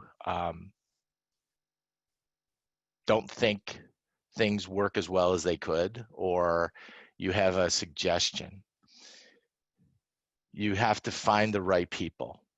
And I think a lot of the first issue is get permission. You have permission. Okay. If you work at UH, you have permission. Find a buddy. Okay. I think as nurses or as physicians even, or any bedside provider, we think I got this idea, but I just don't have the bandwidth to do this. I don't have the expertise to do this. Well, find people that do, you know, and we have an innovation studio where people can pitch ideas, but the requirement is you come as a cross-functional team. It's not just a group of nurses. It's not just a group of physicians, a group of pharmacists, a group of engineers. You have to come as a cross-functional team, because that's how innovation happens. That's how design happens. Okay. So find your team. All right. So the next step is, okay, I got this idea, write it down. You have the research folks. You go to them and say, you know, I'm thinking about this. Could we do a lit search? Develop your PICO question. Do your lit search. Does it exist? Well, if it exists, then do it. All right. But there may be a better way. And that's where you go to the design folks. And you come at this from several different angles, but you don't have to do it yourself. And that's why things fail, because most of us are working a full-time job with a home life, and we don't have the time at 10 o'clock at night to go to the literature after the kids are in bed and try to find something. Okay. So get your team together. You don't have to do it yourself. You have permission, get your team together. Okay. Now that path can look like this. Now this is whiteface for those of you that our skiers, White Faces, the Olympic Mountain and the Adirondacks and Lake Placid. About 3 weekends ago, a friend and I climbed it. And this was the last mile. And I was like, I don't know if I could do this. I am so tired. But you take one step after another and you look at the end result and look at how beautiful that is at the end. Okay. But it's a grind sometimes. And the resilient people understand reality, that this isn't going to be, you have your great success stories of people that just kind of, in 3 years launched this company and they're now, worth $15 billion. That's usually not how it works. But you take one step after another and you always keep your vision in front of you. What are we trying to do? Okay. Where are we trying to improve? And the other beautiful thing about our hike was it was two of us. So we gave each other strength. And that's why you need that highly successful team. People that think, you don't all have to think together, but you all have that common vision. This is where I want to go. I want to improve patient care, and you can do it. And you've heard so many success stories today. And Rebecca started it all off with her inspiration. Always inspired when I hear Rebecca. And it's just, so you can do it. I did it. Okay. So this is something we published this summer, and it's called the Novation Dynamic. And basically there's 3 areas, and this is more of a leadership model, but it also applies to the bedside. So basically we have what's known and what's practiced. So that's in the middle. And I said before, the gap between what's known and what's needed, that's innovation-based practice. But it may also be a process improvement. So it might be something that needs to be fixed or incrementally improved. And, so we call it novation because it's innovation, renovation, ex-novation. Renovation, AKA process improvement, but maybe you've got an idea there. And it all starts from you though at the bedside, bringing up the question, couldn't we do this better? Like the wrist restraints, couldn't we do that better? But the last thing that we don't think enough about is ex-novation and getting rid of the stupid stuff, getting rid of the stuff that doesn't work. I contend at the end of every innovation, there should be an ex-novation, because another source of burnout is stuff piles up, keeps piling up, and no one ever thinks about what can we take away. Okay. Now it's a lot harder to ex-novate than it is to innovate. Getting rid of existing practices or techniques or devices is a lot harder than bringing new ones in. And I'll use an example of something we were involved in. We were the primary source of clinical trial and design for CoreTrack, the feeding tube device. We were also one of those 6 centers in the world that beta tested IntelliView with Philips. All right, 6 sites around the country, out of the box ready, we were told by the German engineers, rewired our ICU, took it down in 24 hours. That's another whole story. Anyways, but ex-novate is getting rid of stuff that doesn't work. And you know what that is too. So I guess what I'm saying is it's more than just innovation. It's looking at practice in general and saying, where can we innovate? Where can we fill that gap? Whether it's something new, novel, that fills that gap between what's known and needed, or maybe it's just a process improvement, or it's looking at what doesn't work anymore. Here's a great example. This is one of our innovation teams, our student capstone teams. They were featured in the J&J Notes on Nursing. Their capstone was, and it hit right at the right time, but they at Ohio State Medical Center, ICU rounds, teleconferencing ICU rounds. And that was their capstone. At first they were told, well, there were so many barriers, there was so many this, so many that, and guess what hit? Guess what happened? COVID, right? COVID accelerated innovation. And they had so many barriers right up to COVID. Now it's like, well, no visitors can visit. Yeah, of course we should do this.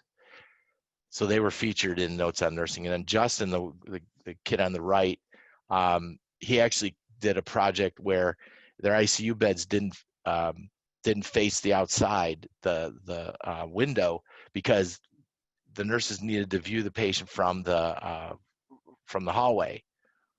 Well, because they needed to look at the airway and stuff like that. So what he did is he turned the bed to the outside, to the window, and then he put a big mirror up over the patient's bed so the nurse could walk by and look at the mirror and see the airway. That's innovation. That's challenging the norm. That's blowing up what exists and saying, yeah, we could do it better. Right from the bedside. All right. And so proud of these guys. Actually, J&J featured Justin too. So another one of your gang there, working hard with her mask on. Let's go back to what I started with. You don't need permission. Okay. Look for the gaps. You can do this. There's examples everywhere, and there's more and more traction for this. And now there's never been a better time to innovate. Okay. Most NIH research during COVID screeched to a halt. Innovation just accelerated. Okay. So now's the time. Find a buddy or 2 or 5 and find a mentor. Everybody said that I've heard today. Find somebody. Anybody that's worth their salt is going to welcome the opportunity to help you. Okay. Shouldn't be competitive. Shouldn't be, well, you work here or there. No. Call me. Call Rebecca. Call anybody. We're here to help you. But we're not going to find you.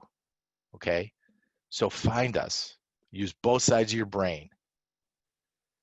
Be more passionate about the process than the product. Every entrepreneur will tell you you have to be passionate about the process, because if you get too bogged down in the product, you won't be successful. Invest in the process. Don't be afraid to fail. Excuse me. Get comfortable with discomfort. Use the words innovation-based practice and call it what it is when there's that gap between what's known and what's needed. And finally, learn from Oz. And what did we learn from Oz? Well, the group was looking for a heart. The group was looking for a brain, right? And the group was looking for courage. And what did Oz tell them? You all have it. You don't need me to give it to you. And that's my parting message to you. Learn from Oz. Thank you. Thank you, Mike. Your story, your ingenuity, and your curiosity to iterate and adapt, it is very empowering. The gap between what is known and what is needed. Nurses play a role directly in the middle of that gap. And just want to reiterate your point that now is the time to create change together. We had a few questions come in from the audience. What has been the most rewarding outcome from working with nurses and nursing students for you, Mike? You know, it changed. Interesting. It changed throughout my career. You know, early on in your career, you know, you're on that fast track, right? And I tell this to all my doc students. You're on this fast track, so you're getting the papers out, you're getting the, and all of a sudden you reach a point, you say, all right, I need to get others there. So to me, the most rewarding thing right now is seeing my students achieve. Like to see Justin in that group featured and to talk about our program and also other faculty. You know, we're bringing on new faculty and, you know, I've been there, done that. We're still working hard, changing stuff, learning stuff, but, you know, just getting everybody to that next level is extremely rewarding, whether it's publishing or doing cool stuff or Sure. Absolutely. Thank you for that. And it sounds like you are absolutely leaving that legacy and instilling that in others, which is the best way to continue that legacy forward for nursing in our profession. One last question I have for you is, what does it mean for a nurse to be curious? And are there ways in which we can build or seek out more curiosity that you found on your journey? I think just pay attention. But it's hard when you're in the middle of muck. You know, when it's a 12-hour shift and you're running all 12 hours, it's really hard to invest that time into being curious. But find that time. And what we're doing at Ohio State, actually, we're going to experiment with this, is we're going to start innovation rounds.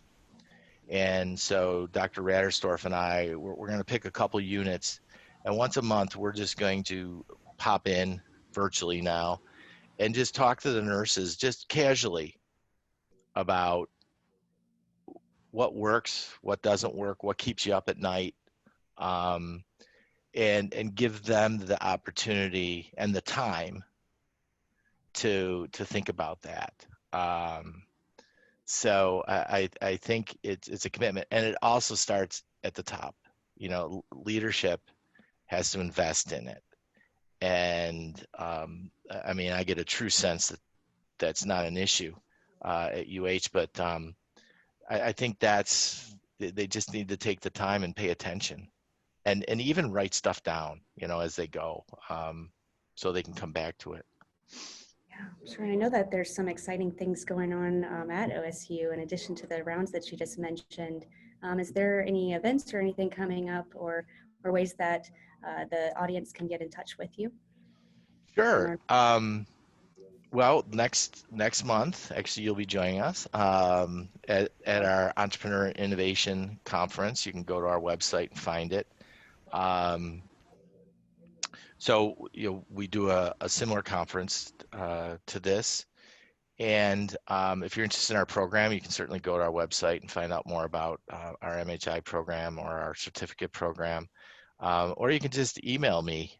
I don't know if they have our contact information or not, but I'm happy to talk about anything that we're doing, and you know, the center that we just launched. And I will tell you that the center has been cool, but it's been a collaboration across campus. So biomedical engineering is involved, the College of Medicine's involved. So we're really making sure that we don't just isolate ourselves over here as a college of nursing. I'm sure it sounds like you're fully integrated, and it's interesting to see that the Masters in Healthcare Innovation falls within or underneath the College of Nursing. Could you describe just a little bit about that positioning too? Yeah. And what the students are like? Are they all nurses, or are there others who join the program? Interesting you say that. So the program was developed by Kathy Malik and Tipor O'Grady. And for those people that know those two, they're two of the most prolific writers on innovation and leadership. And Tim is just amazing. I called him one day and I asked him, you know, what do you think about it being in the College of Nursing? And he said to me really quite simply, where else should it be? And innovation won't happen without nurses. And if you look around, without nursing engagement in innovation, it won't work. Our program is multidisciplinary, but our faculty are mostly nurses, but we are multidisciplinary. And it's just this rich group of people that come from a lot of different disciplines that add to the discussion and add to, I think your venture folks talked about bringing. I love that crowdsource project, because you get somebody that has no clue what you're talking about, but says, "Have you thought about this?" And it's like, no, because we get so tunnel visioned in our own lane, right? That you step back and say, "Holy cow! Why didn't we think of that?" But I guess in response to that is, where else should it be? You know, in nursing. Yeah, that's hope that answers your question. So powerful, absolutely. And what is the next frontier for nurses in your mind, and what's the future look like? This is the last question for us, but just thinking about future oriented, and where are we going? What's next for nursing? Well, I think the big word is collaboration. We have to look for partnerships, and I think companies are becoming more interested, like Philips. Philips has been doing that forever. J&J's been doing that forever. But I think other companies now are starting to see we have to have nurses at the table. All right. In fact, a colleague of mine just wrote an op-ed that went into The Hill, on the publication The Hill, which is huge. 2 nurses wrote it, and it said, "Why isn't there a nurse on the COVID task force?"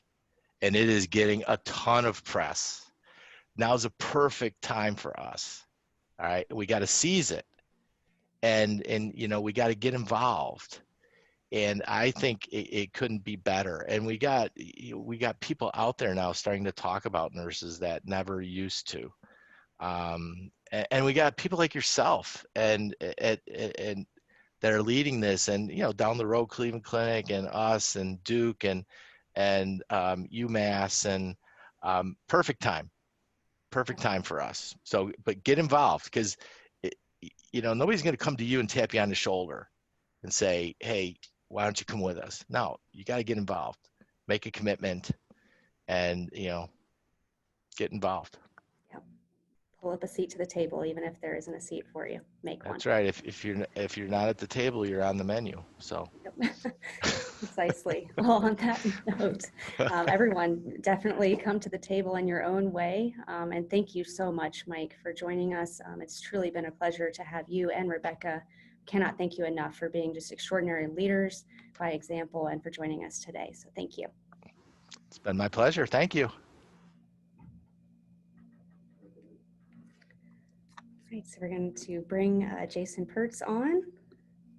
We're going to do our final winners announcement. Jason, the semifinalists are all phenomenal in their own way. UH Nursing Research and UH Ventures look forward to working with the Nurse Showcase members and any nurse who has a burning question, idea, or study to bring to life.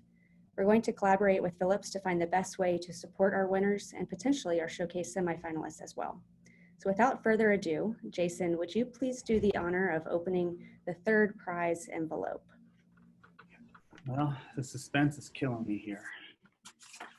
Our 3rd place winner is, and $1,000 will go to, Amanda Myers, Acuity Tool Ambulatory Oncology. Congratulations, Amanda. We look forward to working with you in the near future. Congrats, Amanda. And Jason, the 2nd place winner. Our 2nd place winner is, and the award of $2,000 goes to Kalia Fisher-Grace on investigating diabetes distress. Congratulations, Kalia. We look forward to working with you. Congrats, Kalia. So exciting. And the final winner, if we could get a drum roll, please. And Jason, the final winner? Our 1st place and finalist receiving $5,000 and the opportunity to work with Philips Healthcare is Haley Devine, Call Light Design for nonverbal patients. Congratulations, Haley. Congrats, Haley. Hope you're as excited as we are. A huge thank you and shout to all of the Showcase members. UH Nursing Research and Ventures will continue to support the momentum for these ideas and submissions, as well as others who wish to engage with or within our system. This has been a fantastic event because of all of you. We will be releasing the final images of Creighton's incredible sketches post the event. 2020, the year of the resilient nurse and nurse midwife, is to nod to the resiliency our profession shows day in and day out, year in and year out. May this year lay the foundation for many years of nurses to come. We will continue to release information on future offerings from the UH Nurse Research and Innovation Council. And thank you to our nurse researchers, our innovators, and all of those that have supported this event today. Thank you to our keynote speakers, Rebecca Love and Michael Ackerman. Rebecca, your energy today was overwhelmingly great. And Dr. Ackerman, thank you. And I think we all need to find our courage as we move forward UH is 7,000 nurses strong. 2020 is the year of the nurse, and I do think we believe this is a special year, and this is just another way to showcase. So I'm pleased to announce we're already working on 2021, so more to come, and thank you for joining us today. Thank you for joining us for the University Hospital's inaugural Nursing Research and Innovation Day 2020. No matter your background, no matter the scope, and no matter the size of your idea, engage with us and let's begin our research and innovation journey together. It's been our pleasure to have you join us, and please stay tuned on a recording of the event and more info for future events at ventures.uhhospitals.org/NRID. Please continue to use the hashtag NRID 2020 for this year's event and to follow the conversation. Together, we will build the future of nursing to empower, to advocate, and to innovate. Thank you.